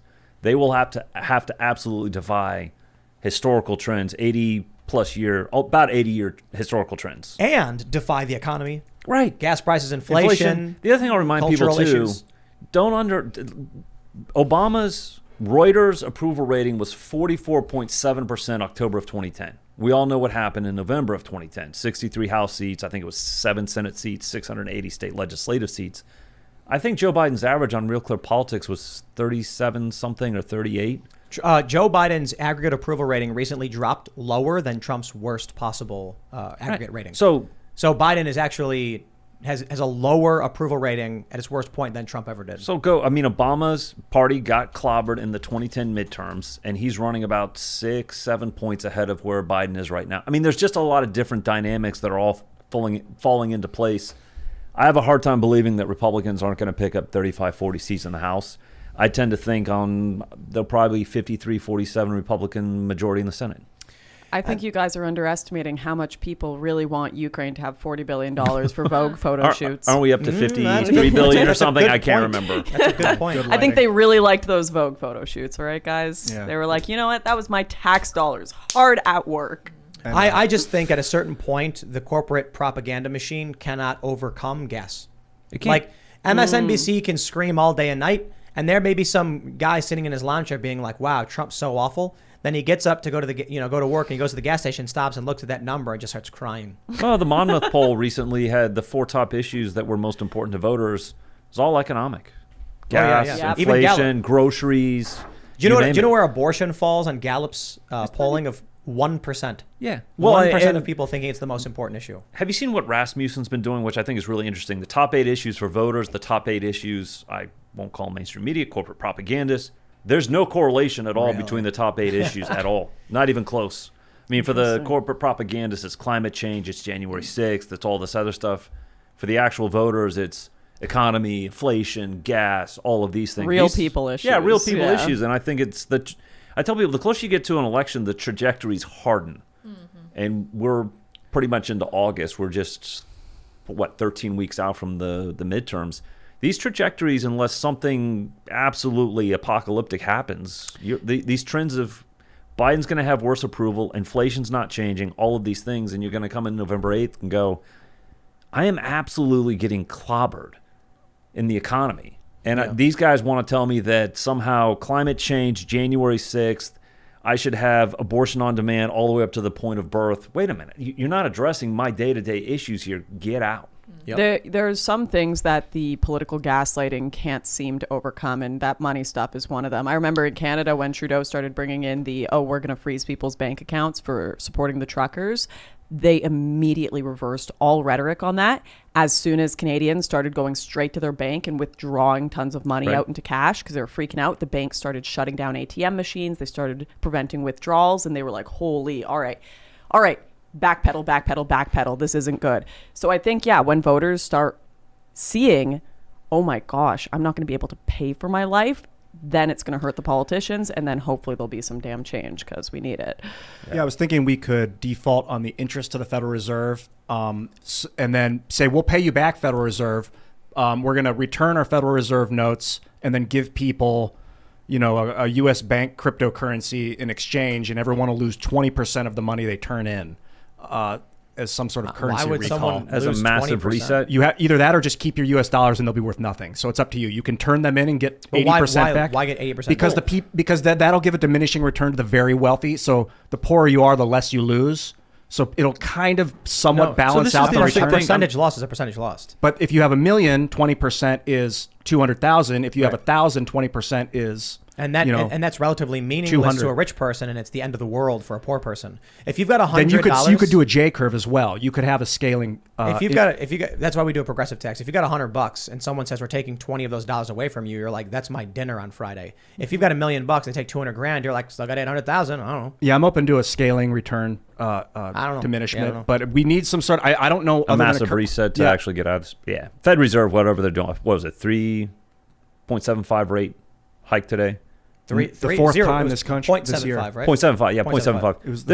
It was That's not even close to addressing what's happening. I saw someone tweet out that it's probably going to have to be like a 20-point hike or something. No, hands to down. actually stop it. I mean, that's what they did in the 80s, didn't they? Yeah, I think was it 820? Yeah, something like that with 20%. Carter. Yeah, I mean, Yeah. you have to go massive, drastic action. I guess what you're talking about is a massive reset to say, hey, we have to do something very dramatic at this point to stop it. Well, I tell you, man, people need to learn how to tend to their own chickens, get space to do so, grow some vegetables, because Learn how to process deer. Like if because the time may come. Look, we've been living in a golden age. We have. My lifetime. I was thinking about this, where it's like, I need to find a job. I'll go find a job. You find a job, then you get paid $10 an hour or something. You're living in the city. Maybe it's $12, and then you're paying your rent, and there's no conflict. There's no fighting other than crime here and there. That stuff exists. And then I'm just like, man, every other generation throughout history, people would just randomly die. Like, life was dangerous.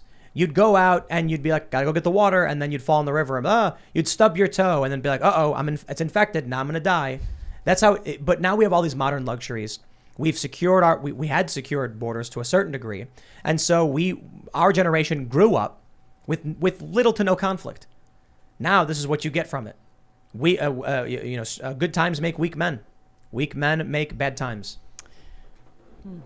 And so giving control of the economy to Rockefeller and JP Morgan in 1913, basically people just became their weakness, just their deferment of their responsibility of monetary control was the weakness that's brought us to this stage.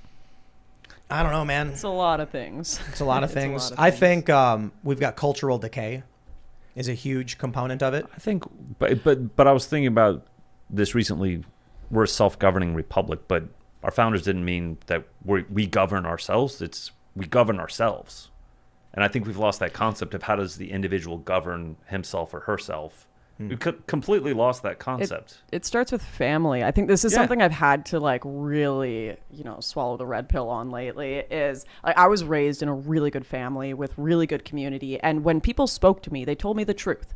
my parents told me the truth. They weren't lying. They weren't doing underhanded things. And that's how I learned to interact with other people. And then I go out into the wider world and I have no concept of people are going to lie to me. People are going to do messed up things. People are going to try to set me up for failure. And so I'm interacting in the world in this way that I learned at home, and it's absolutely screwing me over. And the only way to survive in the wider, larger world is for me to become like everyone else and learn how to lie, learn how to be underhanded, or learn how to spot it. And you don't really have a choice. So when people come up in broken homes and they see their parents lying to them, they see them lying to each other, they see them just doing awful behavior, they learn that's the way to survive in the world.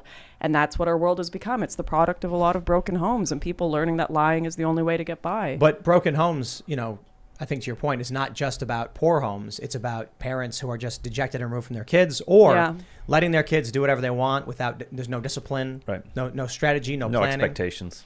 Participation trophies. Where's the parent to be like, you lost, son, because you weren't good enough. Train harder and you can be better. Instead, it's like, I want my kid to have a trophy too. It's not fair. And then the kid cries, gets a free trophy, and then thinks, I didn't have to do anything to get this. Yeah, Just winning is not the trophy. Winning is the work. Winning is doing the work to win. Being able to win is the real victory. The process. I mean, the way I see it is, people often say when they come hang out here, they're like, wow, look at this thing that you've built. And I'm like, I don't know, man. I wake up every day and I just add one more thing to what I'm doing. Sure, if you came and looked at this facility now, you'd be like, how did all this happen? And I'm like, this room didn't used to be here. That room didn't used to be there. That guitar didn't used to be there. It's like we walk up one day and we're like, oh yeah, Ian puts a rock on the table. Now Ian's got like 50 rocks on the table. They're everywhere. And it's just like one step at a time. You slowly get to that point. And you have to treat life, in my opinion, that's how you treat it. The ends don't justify the means because you never meet the end. If every day you live your best day, I'll tell you this, people are like, I want to lose weight. I did not lose weight recently trying to lose weight. I just decided to eat better today. So one day I was like, I didn't eat any sugar or grains. I'm just not going to. Then the next day I was like, well, I shouldn't start now. I had a great day yesterday. I should just eat healthy today. And then sure enough, I lose a bunch of weight. The problem with politics is like the people treat the victory as getting the most votes so that they get the office and they get the scepter. But like that makes people do underhanded things to get the scepter. And that's not real victory for us. We need people to be their best. And then whichever one of them is chosen, even the one that isn't chosen, still wins because they did their best. But like you're saying, that doesn't seem to be how reality works because the strong take or whatever is going on. There's not enough to go around yet. Yeah, I kind of view it as like life hacking. If you're playing by all the rules, you're just going to kind of stay in this, minimum wage, kind of average salary, probably under 100K. And then there's people that will like morality hack and they'll get to a next level. You can lie to people. You can cheat people. You can get to all these higher positions when you can like hack the system of morality. And that's how you get these like elites like Epstein that are like, oh, we're just going to literally sell children. We're going to sell other humans. Dude, we're going to make a ton of money. We're going to have tons of blackmail on these politicians. We're going to be able to control the world because we've morality hacked. We're not bound by any freaking rules. We can do whatever we want to anyone on this planet. I want to talk about cultural decay. And we have this story here from the Daily Mail. Women hikers throw the kitchen sink at gender stereotypes as they climb scaffold pike with washing stations attached to their backs in fight for equality. Wow. Congratulations to Emma Woodhull, April Wilson, and Zena Clark for carrying kitchen sinks on top of a mountain. Okay, I have so much to say about this. For one, I hope everybody's laughing a lot right now looking at this image of women with sinks strapped to their backs. I understand. I honestly think this reinforces the gender stereotype. It's like you went hiking, but instead of just hiking, you have brought a sink with you, reinforcing that you are to be around it. That's a terrible idea. Can never leave the kitchen. I really respect it. It's been difficult for me to figure out how to do shows like this when I have to stay in my kitchen. As you know, I also under the table have a kitchen sink. Right. Did you finish the dishes yet? Yeah. So this is like a really working on it. Right. But so here's your feet. Here's what I see here. There's a couple big things in this story. One, people are insane. Yes. Right? No, I mean in kind of a colloquial sense, like there's no logic behind this. It's a stunt. They're trying to get attention. They got it. The media wrote about it. Hey, let's do a workout stunt. too. Yeah, that's great. It's a good workout. It's a good workout. It's like a farmer's walk up a mountain. That's true. That's true. Well, that's a positive. Right. It's My like point is negative. though, why would someone do something so absurd? Clicks, Instagram likes. They're peacocking. They're trying to flutter their feathers back. Notice me. They're doing nothing to actually target patriarchy or whatever they think is going on. They're making no cultural change, no political change. This is the perfect example, in my opinion, of the narcissistic, vapid youth. I shouldn't say youth. I mean, these people are They're 40. But They're like 40. Yeah, this generation Wow, yikes. that doesn't understand the problem, doesn't have a solution, but stands on top of a pedestal holding a kitchen sink so that people notice them and they can claim they're doing something. This exemplifies all of it. Listen, you don't know what it's like to be so attention starved. They're dying here. They're going to be hospitalized Poor in 2 weeks ladies. if they don't get more clicks. What is the dying. purpose of their movement here? What were they doing? Protesting patriarchy? Is that the vague? Yes, Yeah. That's the I think. Numbers Gender- go Gender stereotypes. Gender. Protesting gender stereotypes by reinforcing them with a kitchen sink We on a are hike. worth more than this. I feel Doesn't like they make should have carried sense. porcelain sinks. Yeah, So, pretty like, light. heavier. Yeah, It's been 52 years, right, since the start of I guess the gender equality stuff. 70 was around the time we started seeing more women enter the workforce. 52 years, but no matter how much they win, and they are winning, they're more likely to go to college, less likely to be homeless. Millennial women and younger make more money than millennial men. They're still acting like they're the oppressed victims. Yes. Well, to an extent, I do think people hate women now more than ever, but it's their fault. Like, I would think, say, yeah. You know, when I was growing up, when we would like banter back and forth, like even when I played a bit of video games when I grew up, the jokes were always like, go make me a sandwich or something. Now they're like, go die in a hole, you like slur. Like people, I think the gender dynamics have become so just escalated because there's so much tension and hatred because we've been so pitched against each other where it's like, oh, I didn't get that job because a woman just got that position because she was a woman. She got to become the fighter pilot in the military. She got the professor position. She got the scholarship, whatever it is. And now instead of just seeing women as humans, because feminism was like, okay, we're equal. Now men see them as this like force that's trying to dominate them. And it's become really sinister. It's quite sad. It's quite sad to see us pitched against each other so much. I suspect that feminism is a lot like, so I don't really care for unions anymore because they've served their purpose and now they're done. Right. I think that feminism is exactly the same. They accomplished what they set out to, and we had Richie McGinnis's mom on the show, and she was talking about the stuff that the legitimate struggles that they actually had to get women to have equal rights to men and for the ability to work. That's great. That's fine. We have all that now. We're done. We don't need feminists anymore. I really don't think we do. And we're doing stuff like strapping sinks to our backs, lightweight sinks for the record. So it's not like they're doing any kind of military drill. They're lightweight? Yeah. Well, they're like Well, like not that. porcelain. Yeah, they're metal. They're They're like this- aluminum. I've carried sinks like that before. So they're like aluminum. Yeah, they're light. And it's not a big Disappointing, deal. actually. It's just They didn't showing. commit to it. Exactly. Really didn't. Yeah. Probably smacks honestly. the back of their legs while they're walking. Though. Yeah. No, feminism completely unnecessary. I'm a little Well, disappointed they wore shoes. I Yeah, do me believe too. we're intellectual equals, men and women, which is important to maintain. Like, What does that mean? That we're both capable of doing math problems equal. Like no man or woman coming out of the womb is going to be better or worse because of their gender in intellectual capacity. Men on average are going to be better at things like maths, but I do think that it's obviously there are women that can meet and rise to that level. And I also think it's really taken for granted different types of intelligence, like EQ, emotional intelligence. I do think women tend to have higher emotional intelligence than men. What does that mean, though? Like ability to read people, process emotions in social situations. And these things are studied quite extensively. So it's important to see averages and differences, but then judge people as individuals. Yeah, for yeah, sure. Ian, there's something called the greater male variability hypothesis, which shows that males are more likely to be extremely stupid, but more likely to be extremely smart.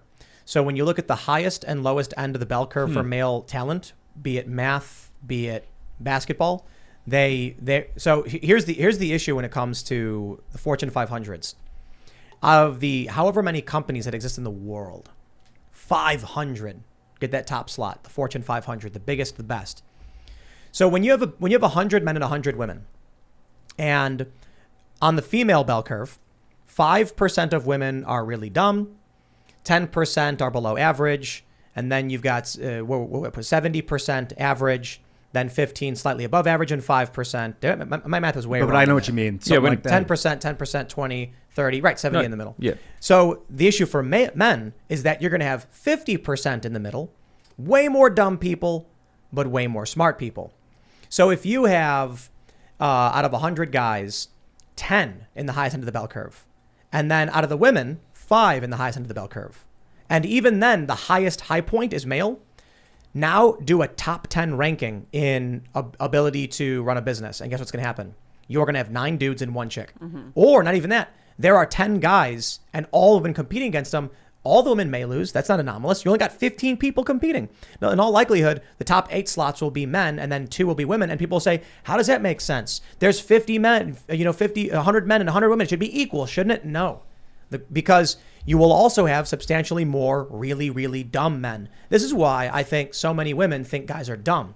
Because there's a whole lot of really dumb guys relative to women. Equal is a very vague term in that it doesn't mean the same. It doesn't mean we're the same. And I think in the past, the extremes have dictated the generalizations. Like, okay, 8 out of 10 CEOs are men, therefore men make better CEOs. But that's not, across the board. I think you need to make space for the women who are good at that, because there are women that are not going to be the norm. They're not going to want to be mothers. They're going to want to pursue careers. They're going to find that really, really fulfilling, and you need to make space for that. And as long as there's space for that, you're fine. What we're doing now, unfortunately, though, is we're trying to force women into a larger space than they even need. Well, I would put it this way. Luxuries eventually become necessities. So cell phones, for instance. When cell phones first came out, it was a novelty. Seeing the guy with that really big phone. And it's like, if I'm in this 1 block radius, I can call my work. Then you got car phones. And all of a sudden now, it's a luxury. You had the opportunity to make a call from your vehicle. Most people still operated under, you call me when I'm at the office or at home. When cell phones became ubiquitous, all of a sudden now you got 2 workers. One with a cell phone, one without. Who's getting hired? I'll do with the cell phone, hands down. I can call you at any time. I can get answers to questions. Hire the person with the cell phone. That luxury became a necessity, and now you're not going to get hired if you don't have one.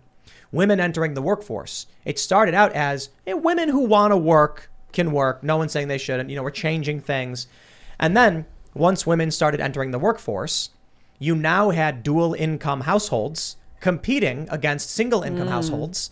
And so all of a sudden, you have a business that says, listen, we've got a dual income household. They can take the job for $30,000 a year. Because the husband and wife are both working. Sorry, I know you have a family, but you need too much money. I'm going to hire the woman. Now you've got double the workforce overnight without a doubling of the work supply. And then you see suppression of wages, you see collapse. And eventually then you come to a point where women have to work. It started out as they can if they want to. And now it's, well, you better, otherwise you're broke because no one can afford it. Yeah. I was thinking about what you said about emotional quotient, EQ and IQ being different. Like, I'll have a conversation when my girlfriend's involved in conversations. Like, sometimes Tim and I'll get into it and it'll get heightened and it'll get fast and loud. And she's like, I don't want to be around the tone. And I'm like, what? I'm not even thinking about the tone. I'm thinking about what we're saying. So to to our brains, it's like the information is more important. But to her, it's like it's the feeling of the situation is altering the way you're producing the information.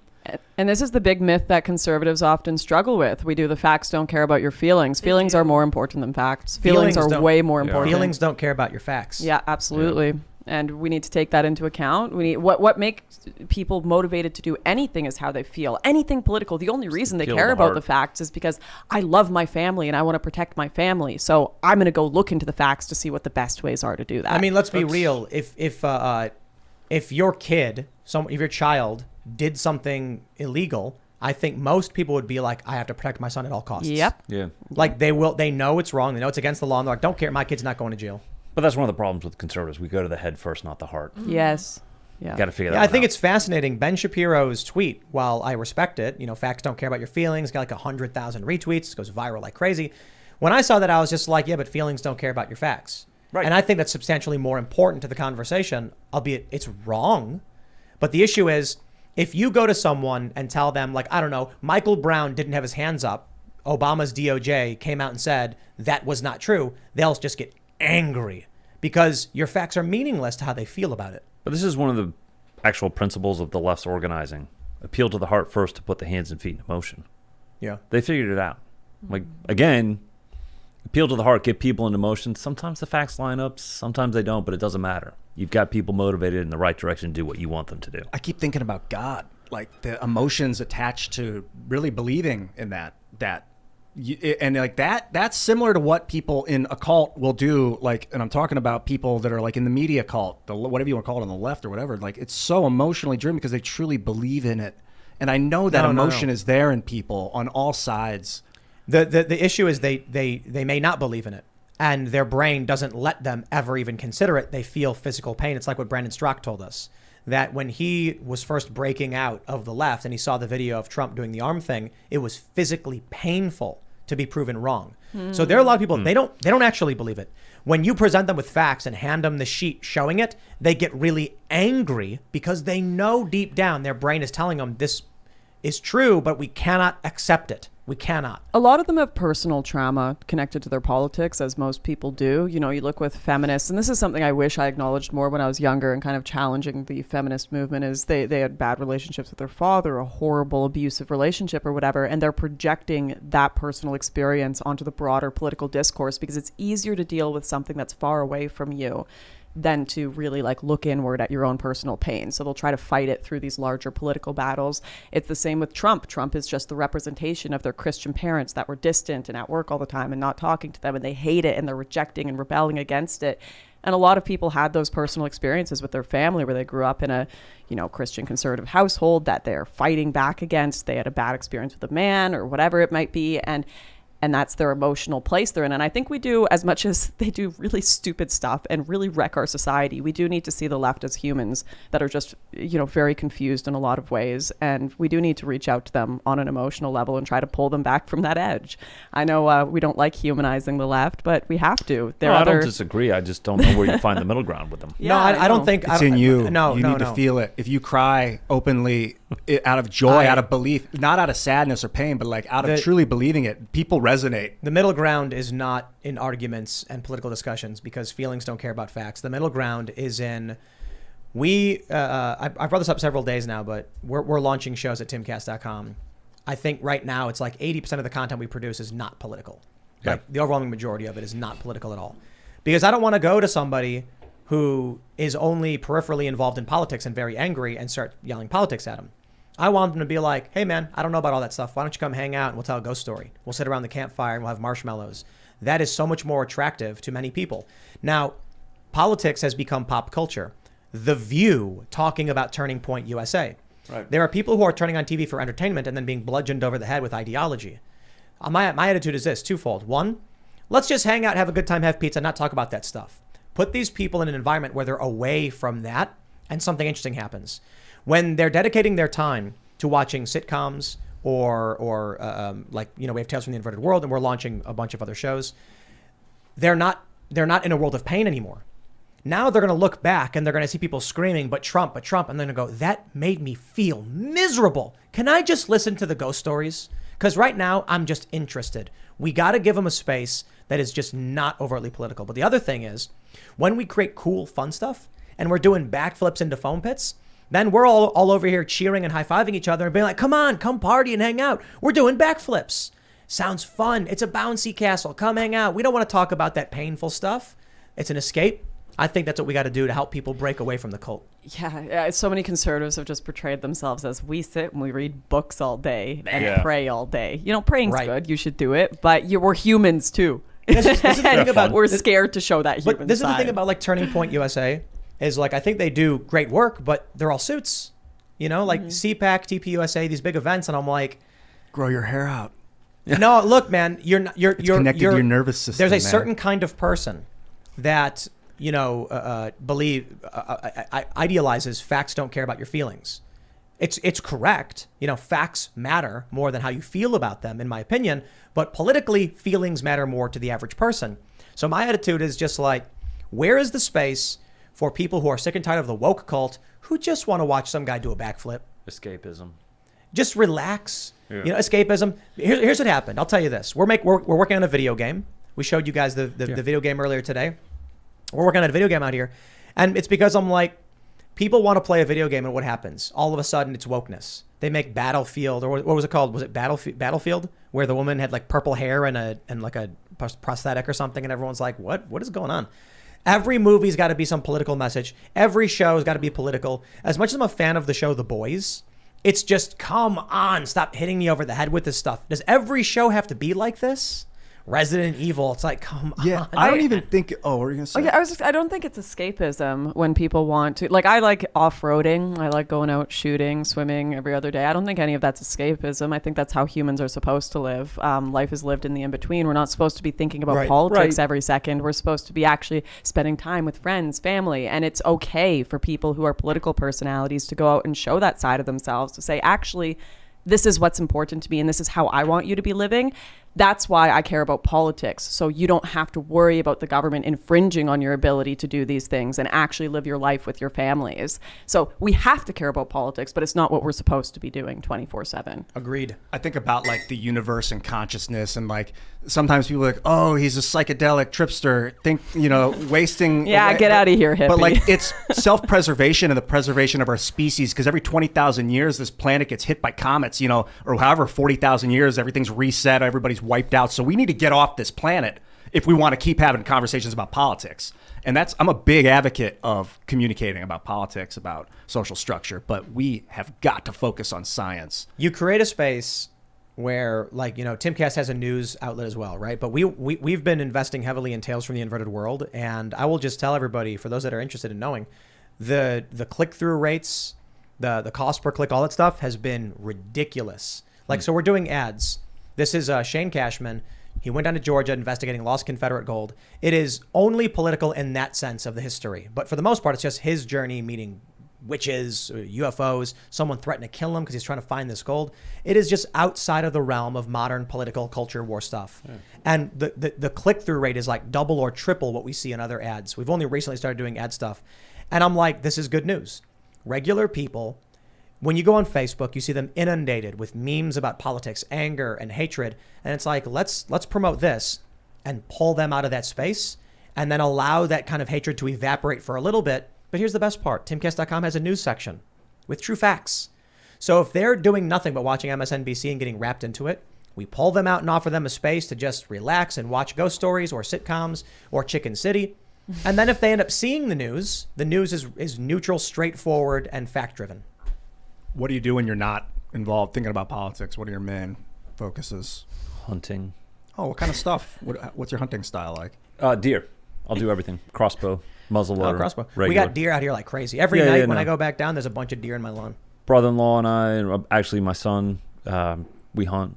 We'll do the knock them down in the woods, field dress them, bring them in. We process them in the barn.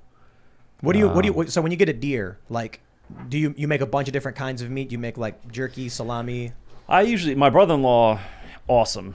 He literally will process almost everything on the deer.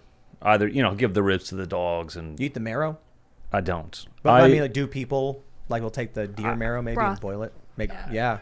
Or He might, scoop it I out and eat don't. I literally take the backstrap, I take the inner tenderloins, I take the rumps, and I typically make those into either a stew, or I'll do biltong, or I'll do jerky. Biltong's What's awesome. biltong? How's deer tenderloin? It's a South African form of jerky. It's awesome. Oh, okay. It's really good. Deer tenderloin, is that similar in any way to like standard cow or beef? I mean, it's the inner tenderloin is the best part of a deer, and I soak it in whiskey, garlic, salt, and pepper overnight. I beat it out, and then I fry it with some fresh eggs from our chickens. That sounds amazing. And you do it right, it's superb. I had a friend who brought me to this dude's house once, and they did a full process. They had every kind of like meat you could make from a deer. So it was like this big platter. We have done. My brother-in-law was like, we've got to do some sausage. So we did. Half of it is sausage, half is venison, and then we did jalapeno and we did cheddar. Amazing. Sounds amazing. Stuffed? You stuffed Yeah. it? We stuffed our own sausage. You comes through The and intestines? yeah. I like your It's awesome. answer to his question. You're like trying to find what's your like non-political chill thing. And you're Non-political. like, oh yeah, when I'm not destroying leftists, I'm killing. I'm killing things in the murdering. woods. Prepare. Well, it's Yeah. deer though. Yeah. What about turkeys? Turkeys are terrible. Yeah. Have you ever eaten any wild turkey? Nope. They're awful. Yeah, it's not Yeah. Not wild. It's- What's bad about it? They're extremely lean meat. And I probably screwed up on how I prepared it. I've heard people that you just gotta slow cook it like crazy to get it to where it's edible. What else do I do when I'm not shooting things or destroying leftists? I'm actually big into horticulture. Oh. I've got my orchards. like I've that. got Orchards. What are you growing? peaches, apples, cherries. Got a raised bed with blueberries. What percentage of your diet would you say comes from your own production? Not enough. I mean, I want to get to the point where, I don't know, during deer Half? season, no, not half. We've got the eggs, we've got some venison. The only problem is there's not many people in the household that love venison, so it's like... Yeah, well, you eat what you eat, you know what I mean? We brought you deer back, time to eat it. Yeah, we do. I mean, part of the other raised bed is like a jalapeno, tomato, poblano peppers. We're doing salsa garden.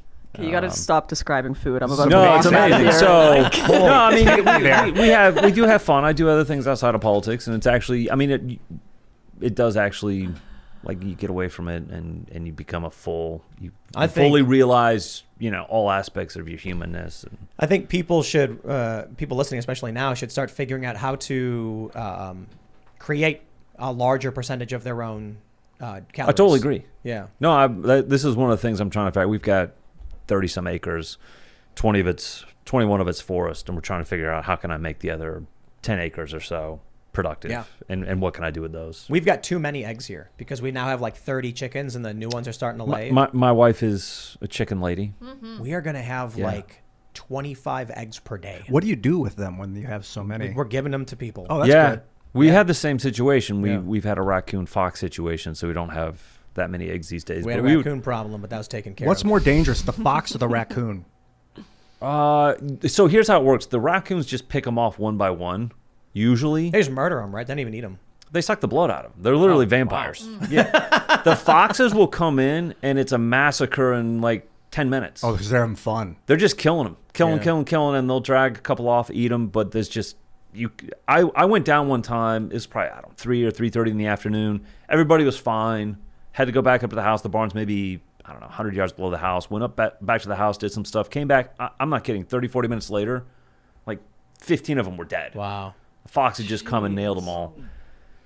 I don't think I Do you was able shoot to 'em? kill that one. Have you ever We shot have- the foxes that come? I to have, chickens? yeah. This one of them got away, partly because the neighbors have horses and it was not a clear shot, so I held back, which is the right thing to do. But the other one I shot, and then there've been some raccoons. Shooting your neighbor's horse. Yeah, no, that would be more fun. Yeah, no, Hard to raccoons, explain. Raccoons are We had nasty. they are nasty. we Two had a- barrels of a 12 gauge takes care of them. We got a raccoon problem. We set up a trap. We took care of one of them. Yeah. So I mean so this is what's worrying is that we have dogs, and they're still coming around, which they shouldn't be because our open area right now of the chickens is not Yeah. particularly large. But I saw a fox.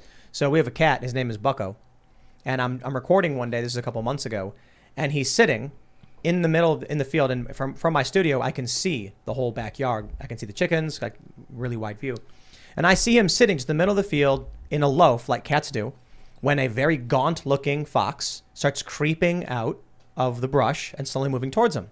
And my cat, being dumb, just stood there staring. And then I was like, I'm in the middle of recording a segment, 15 minutes in, so that's nearly done for my morning segment. And I had I stopped. I got up and I ran outside and started yelling, and the fox did not run. And I had to, jump over the fence or jump over the railing and run down, and the fox took off. I'm worried the fox was starving. That's why it was coming onto the property, fearless of the dog, and going after my cat. Yeah. And my cat's too stupid to run away from it. Just sat That there. cat was going to rip And then- his face up. No, that That's what I fox was wanna probably going to eat believe. that cat. Right. And then when the fox ran off, cat just looks at me and then just looks back at the woods and just doesn't even blink. Do you have coyotes out here? I don't know. We have coyotes. Well, so there's been a crossbreed that's developed between wolves and coyotes. They're called coyotes. We have them on our property. I haven't heard them recently. What are they like? They look like small wolves. Wow. They don't look. I mean, we had I grew up in Kansas. We had a ton of coyotes, very obvious coyotes. These coyotes look like small wolves. Are they vicious like wolves? Yeah, I mean they're pretty aggressive. I'll go through the forest. I haven't seen anything recently, but you'll go through and it's literally like a pack of them hit a deer and there's parts everywhere. I've been thinking lately, are raccoons a kind of animal that we would be better off wiping out, like making extinct? Or do they do any value to the system? Trash pandas. They're kind of cute. No. Have you they're guys ever horrible. seen that video of the guy's dog being attacked by a raccoon, and he's above a stairwell and he grabs the raccoon and just flips it around Whoa. and throws it down the stairs, and all you see are these little glowing eyes disappearing into the Protect abyss? me. No. No, okay, it's a great video. You gotta find that one. We're going to go to Super Chats.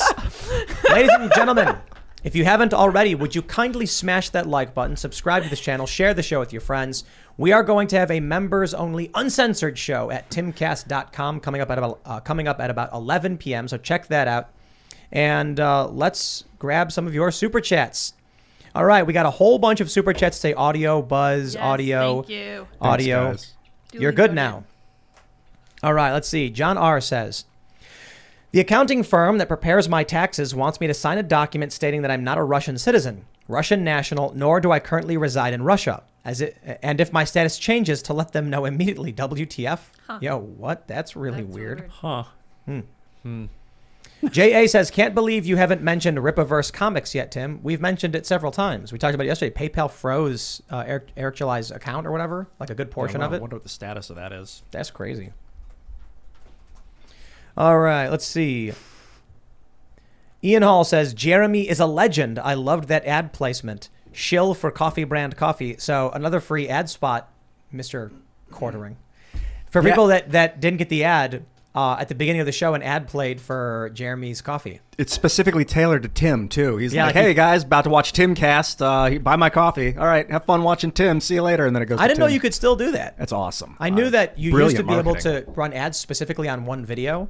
I didn't know you could still do it. But yeah, he's like, before you watch Tim's video, go buy my coffee. And then my attitude is like, thank you for the money, Jeremy. This show is sponsored by the Quartering, apparently, and Coffee Brand Coffee. Although, the funny thing is, Jeremy could just reach out and be like, hey, how much for an ad spot, I guess. And I think it's cheaper, actually, when we do it direct. Because YouTube takes a huge cut, you know. But then he'd get the full viewership. How about that, Coffee Brand Coffee? You know what? We're going to open our own coffee business. No, probably not. Maybe a coffee house that serves Coffee Brand Coffee. All right. Let's grab some super chats. What is this? Raymond G. Maga Stanley Jr. says, I am angry, Tim. So mad at capitalism, the healthy white cis males. I'm so... UT? Oh, no, dang it. I just ished my pants. That's it. I'm joining Antifa. So that was a segment I did earlier.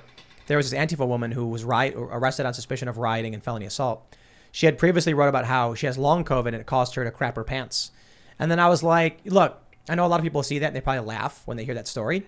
But my attitude is like, imagine you're like poor. You know, a lot of people probably are. And then one day you're at work and poop just comes out of your butt. And you can't control it. You're going to be really, really angry. But who can you be mad at? So what happens is these people have this pent up rage from their lives they can't control. Then someone comes along and says, I know who's causing all your problems. It's Dave Chappelle. This is probably why these people go out and protest nonsensical things. And it's not just because this woman pooped her pants, but it's a really good example. Look at this. Everyone's making fun of her now. They're all laughing. Imagine what that person's feeling, knowing that this is your life now. You got to wear diapers. You're in the middle of work and you've got poop all over your butt. You have to work through that. Yeah, and who do you get mad at? Whoever fed you that gunk. Right. No, it's yourself. You can only be mad at yourself. Well, it was long COVID. Are you mad at the virus? So what happens is The Chinese. How could they do this to no, me? someone comes along and EcoHealth says, Alliance. you should have universal health care. And the reason you don't is because of these bigots and transphobes and the far right. And then they say, okay, that's who I can be mad at somebody because I'm mad. And they give them a target to be mad at. That's what happens. And I think the poop story makes it very, very apparent. Because without something so overt, you don't know about their trauma, their relationships with their fathers or whatever. All you see is some person, you're like, what are you mad about? It's like, well, maybe they're mad about something they have no one to be mad at. Yeah. So this story exemplifies that, in my opinion. Imagine, and you'd be mad too? Your point is profound, but the context of it just makes it impossible to listen. Well, the context is on purpose, right? Because it makes people, you know. yeah, I searched think about poop it. their pants. I would advise everyone search No. that. I'm like 10. No. Why am I laughing? I didn't click on any links. This is the real world. This is where we're at. This is where we are. Pooping Good in our times. pants. Waffles Sensei says, I had an epiphany last night. Ian, I believe in the graphene now. The process you speak of in separating the carbon out of the chemicals in the air, you're literally talking about mimicking the process of the trees and plants. It's genius innovation. Hell yes. You know, we can pull the carbon dioxide out of the atmosphere and the methane and then put it on, deposit onto palladium or probably other metals, and then take the carbon out. So you essentially mine the air for carbon dioxide. Fix the So air. how are we doing that?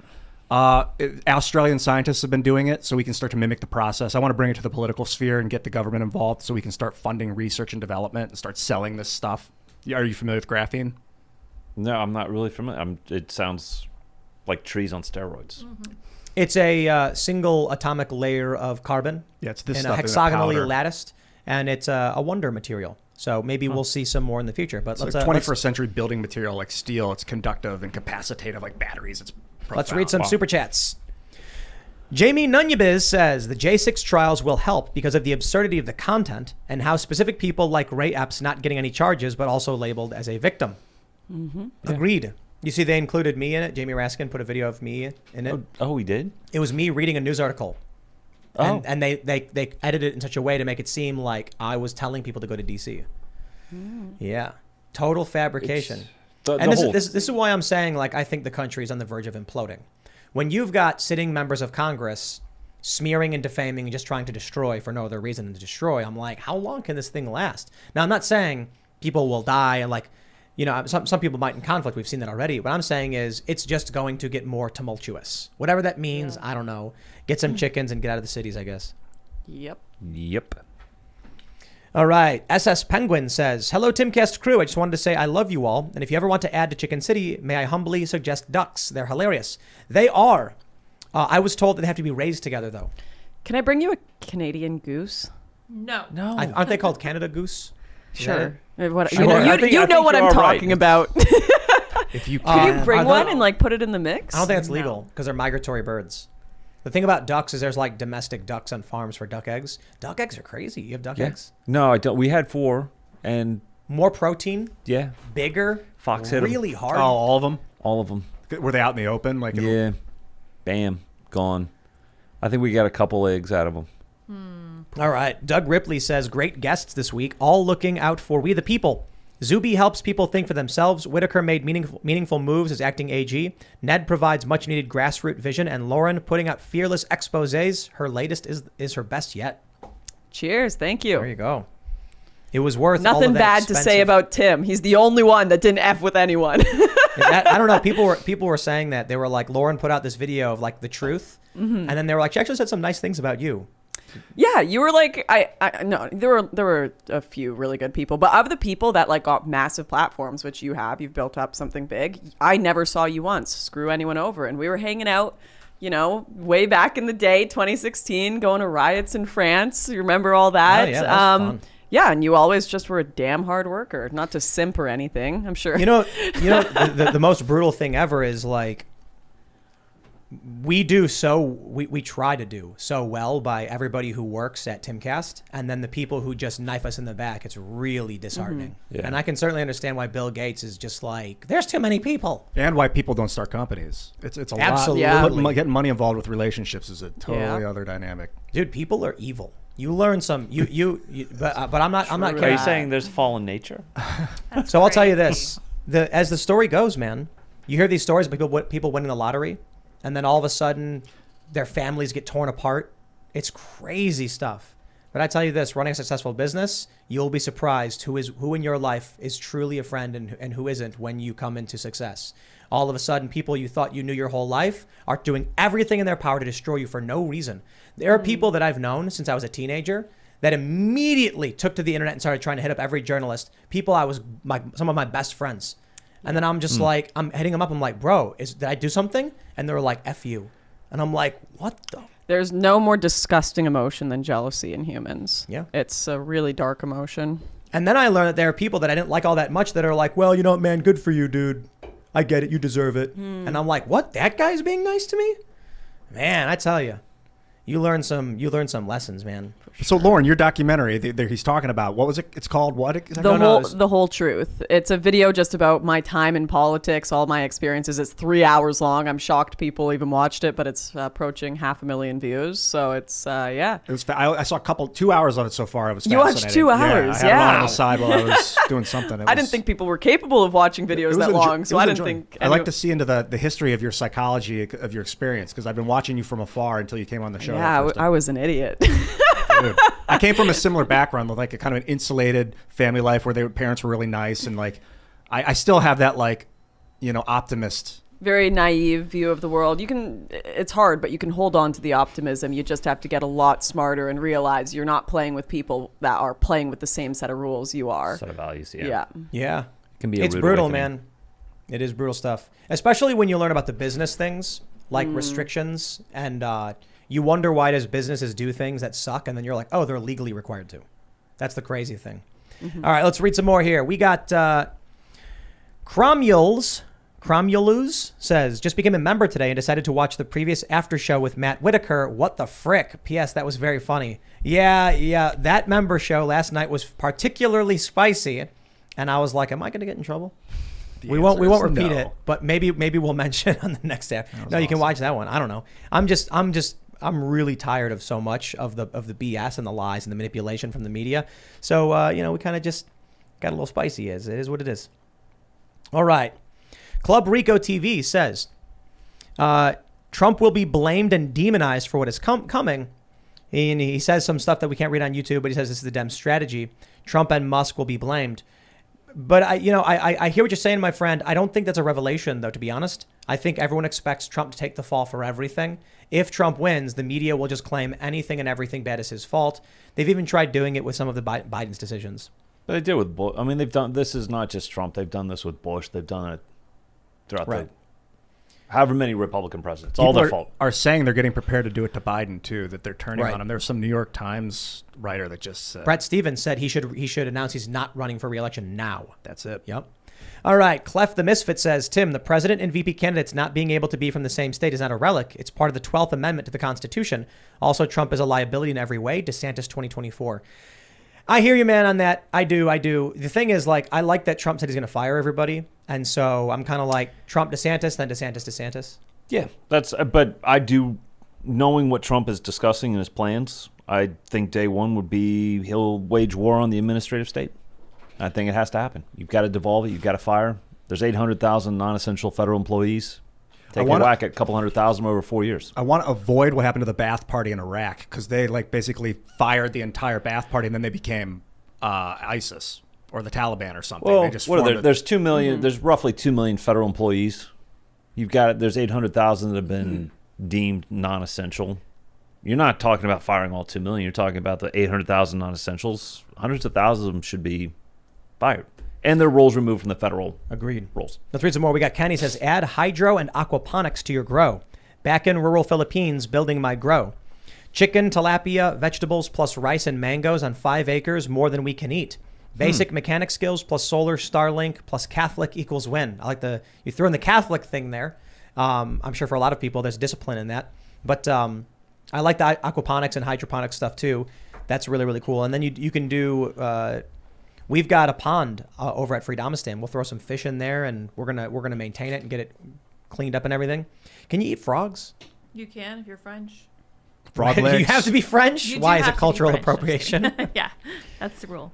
Toads, frogs. We got their we have- legs wouldn't for eat toads. sure. They're There's a lot of poisonous. muscle in their legs.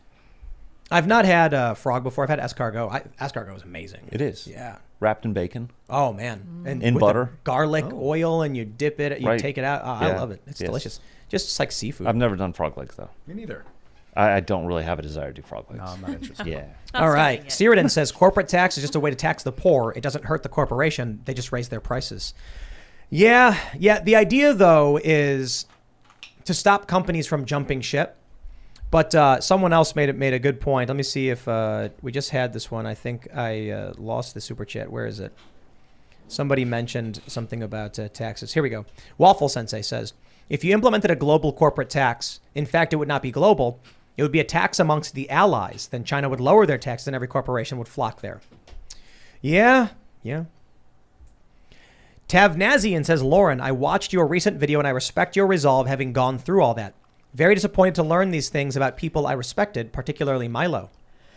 Yeah, a lot of background information. You haven't watched it yet, No, I Tim, have no I guess. idea. So, but I talk about the white privilege grant being stolen, all that 100,000 Oh, wow. some odd dollars. Did he really steal it? Yeah, it never Oh, wow. went to anyone. So there was lots of good working class people's money that was just went squandered by a lot of people in this movement, unfortunately. Of course, I believe people have redemption and can change and everything, but there has to be some demonstrable display of that, right? Well, when people sign up at timcast.com to be members, and fund this business, I take out 96-foot tall billboards of my rooster.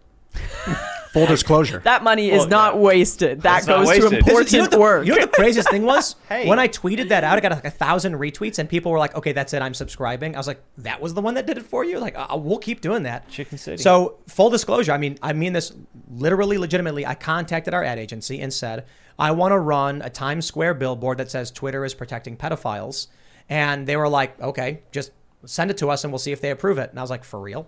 And they were like, "Here's how much it costs," and I was like, "All right." And that phrase was rejected. The billboard, the people, the landlord or whatever, they were like, "No." And then I said, "Tell me why, so we can craft the ad." And I'm thinking maybe it'll say Twitter is protecting groomers, something like that. And they may approve that, but we're doing it. Like, this is what it's all about. You know, it's remarkable to me that we have this business, we're successful, we're growing. We obviously have our standard marketing, but we're here to make an impact and do things and hold people to account. So when Twitter is actively engaging in bad behavior and harming us, I'm like, well, let's make a statement and show them that we're willing to stand up and push back on this trash. Where is anyone else? You know, the crazy thing is, we are not the most successful or wealthiest people. In fact, car dealerships make more money than us. Surprised to learn that was true, but car dealerships make a lot of money in services. And I'm like, where is any one person just to be like, yeah, we see it sometimes. But you've got all these ultra wealthy individuals. Why don't they just have a good time of it and just be like, okay, we're gonna get 10 billboards across this city that just say this thing, you know, and just call out people. We are going to hire a bunch of, you know, people to put on a performance in the city and generate press and attention. I just wonder why everything's so boring and routine. Mm-hmm. Why is it every billboard's always some ad for just some, you know, aspirin? Why is it Times Square is like the new clothes and the new TV show? I'm like, where is the giant rooster? Where is the calling out Twitter for bad behavior? Where is anything to just shake things up? Yeah. Well, we're going to do that for sure. Let's read some more super chats. All right. Martin Campbell says, finally caught you guys live. Y'all are building something great. Keep it going. I really do appreciate it. Not only do we have a billboard, a 96-foot tall billboard of the rooster, but they're mirrored billboards. So on the other side is the animated version of Roberto screaming into the sky, and then the anime version teleporting, because it's funny. Because it's funny. You can. Because we can. But I think it's funny. I think we need irreverence. We need. I mean, everything's so stagnant and boring in culture. Well, when the system is a joke, you have to laugh at it. That's you have to true. make that laughing loud and seen. Destination Thailand says you really need to get Lauren Southern, Adrienne Curry, and Amanda Milius on the show at the same time. That is a recipe for crazy conversation. I would love that. I'd love to talk to Amanda Milius in particular. We've got some ideas to discuss, Amanda. Call me. Well, that'd be great. Yeah, absolutely. Amanda, come back on the show. Adrienne, however, doesn't like to leave the mountain. But she hangs out in the chat, and here's a standing invite always to come back and hang out because we're big fans. Yeah, she got sick, so. Oh, no. Yeah, I felt really bad because she doesn't like to leave her mountain, and she got sick in the airport. I'm so sorry. Please forgive me. It's good for your immune system, Adrian. Yeah, true. St. Miles says, here's a super chat to get Lauren a special glass to be kept on the set when she comes on Timcast IRL. Engraved. No, listen. Yes. I am sticking to my working class culture with the paper cup. We are going to get a mock high-quality paper cup. So it looks like a paper cup, but it's also super elitist and expensive. All right, fine. I can do that. I can do that. All right. Engraved. I respect that. Yes. Porcelain or some other. Can you do porcelain? Is that ridiculous? A porcelain cup? That'd be great. Yeah. Laser engraved. Yeah. Southern zone. What about a gold chalice? Well, now we're talking. That'll be nice in your hand. It'll feel warm. It's Gold a good chalice. conductor of heat, you know. F the Magician says, when Trump said lock her up, it was for specific crimes. Her illegal servers and destroying evidence when subpoenaed. It wasn't weaponization of law. It was enforcing laws political class was above. Agreed. Seriously. Yeah, but not during the debate. I mean, that's the first time I've ever seen it during a debate, threatening that you're going to arrest your opponent. Perhaps. All right. Let's see what we maybe got. it's just equal application of the law. Michelle J says, Lauren, you and Malice were joking back and forth about your license last time. I made assumptions, and I legit told my husband you were a gorgeous trans. Oh, am I a man? That's for me to know and the Canadian government to decide. That's right. I think they already decided. Mini Strange Cork says, Tim, pick a random member to send the empty Pappy bottles to. Love you, Lauren. Yeah, we actually have a whole bunch of Pappy bottles because we don't, we keep them. So we could also, we have a bunch of Confederate money. I went to a collector's shop, and Confederate money was worthless up until recently because there's tons of it everywhere in like huge crates. It's just paper. Yeah. But as it gets older and older and older, people are starting to choose to collect it. So now it's actually becoming more and more valuable. I went to a shop and I bought a bunch. What we're thinking of doing is we're trying to figure out a way to do a giveaway for the new season of Tales for the Inverted World, Ghosts of the Civil War, where we do something where certain members will get, you'll be able to, we'll enter a contest when you sign up, and you will, and certain people will get mailed literal Confederate money as like a prize and like a special thank you for being a member. We're trying to figure out how to do that. We haven't set it up yet, but that's an idea that we may actually do very soon.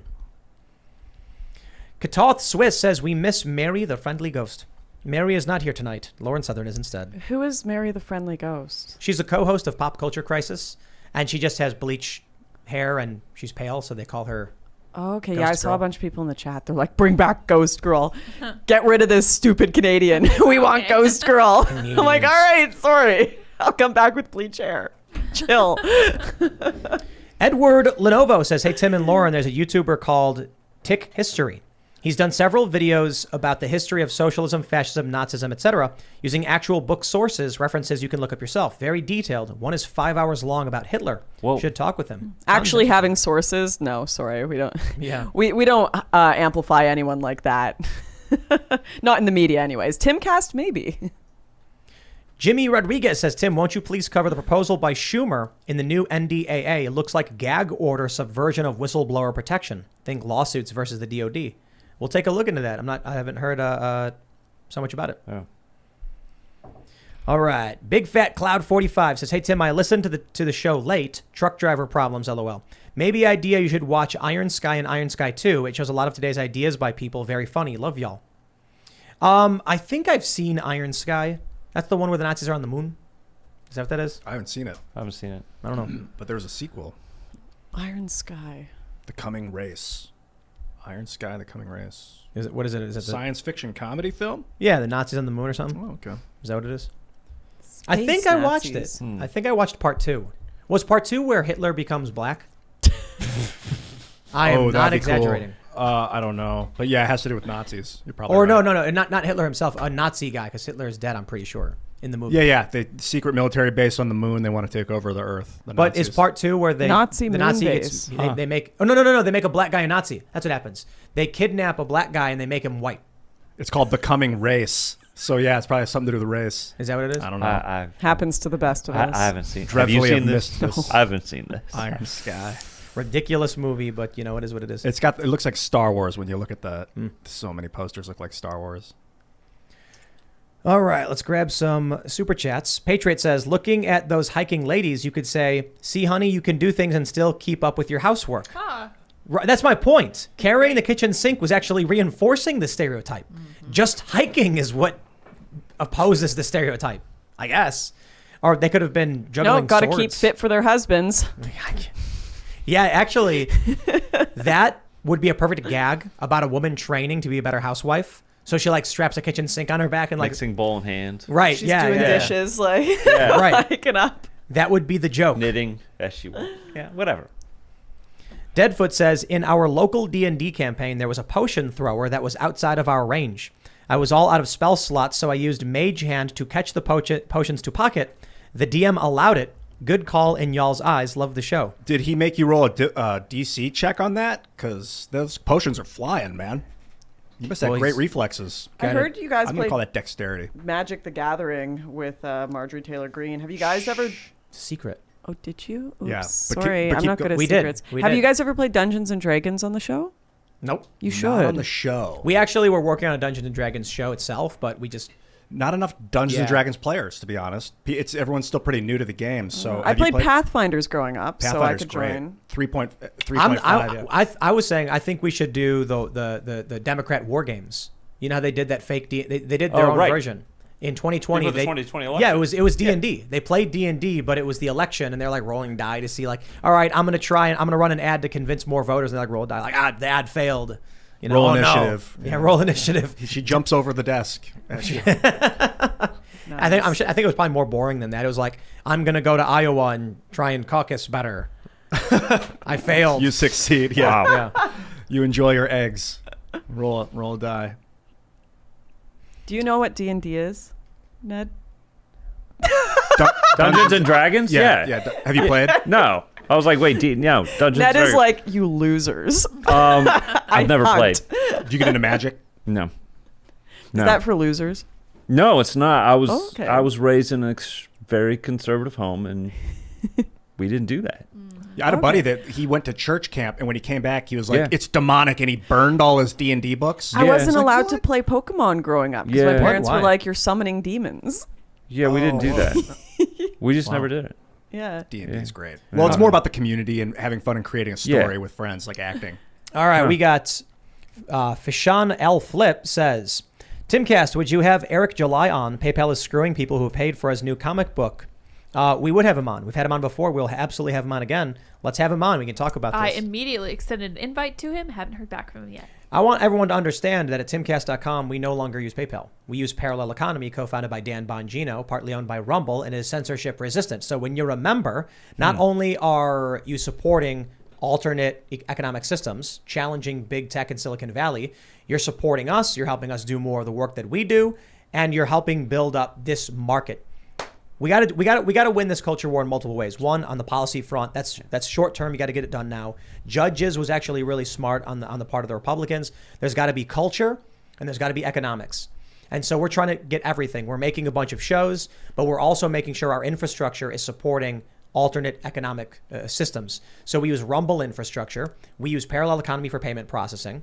And the website itself is another form of this. So if you really want to support us, head over to timcast.com, become a member. We're going to have a members only show coming up in about an hour or so. Smash the like button, subscribe to this channel, share the show. You can follow us at Timcast IRL. You can follow me personally at Timcast. Ned, do you want to shout anything out? If you're interested in more, follow me on Twitter. I have a lot of fun on Twitter. Good Twitter. Yeah, Ned Ryun, and it's RYUN. You got a book? I've got books. Adversary is my most recent one. It's Battle of Boston and Bunker Hills, last 10 months before the Battle of Bunker Hills. Kind of fascinating of all the different dynamics between the colonists and the British Empire. Also, Restoring Our Republics, another book I've got. You can find them on Amazon and AmericanMajority.org. That's my website. Right on. You can find me on Twitter at Lauren_Southern, YouTube, or you can watch my latest The Whole Truth video if you've got 3 hours, and sites like Odyssey. Yeah, just my name, Lauren And Southern. we've got Lauren here for the rest of the week. I'm going to be hanging out. Apparently, I'm doing skits. I have no idea Yes. what. Surprise. Really? It's a surprise. I'm a surprise actress now. Nice work. Yep. Follow me at IanCrossland.net and on social media at Ian Crossland. And I want to give a special shout out to Layla and Serena, big fans of Chicken City. Woo. You guys rock. You love Chicken Ian. I love him too. And I saw your drawings and they're fantastic. Thank you so much for being fans and watching this show. And you're going to do great things. I can feel it. See you later. And this is very important to me. I wanted to mention it before I leave. It turns out the typical hiking backpack is about 30 pounds and a metal sink is between 25 and 50. So either they were building a little muscle or it's actually less than the typical hiking Should have been backpack. porcelain. Yeah, exactly. Either way, not a huge win for them. Not exactly sticking it to the patriarchy. I think they had backpacks too. Oh, to be I don't fair. know. Yeah, I was looking at it. I was like, I can't see him, so I don't know. Good for them if they were carrying extra weight. Anyway, after that aside, you guys may follow me on twitterandminds.com as well as sarahpetchlitz.me. We will see you all over at timcast.com. Thanks for hanging out. Bye, guys.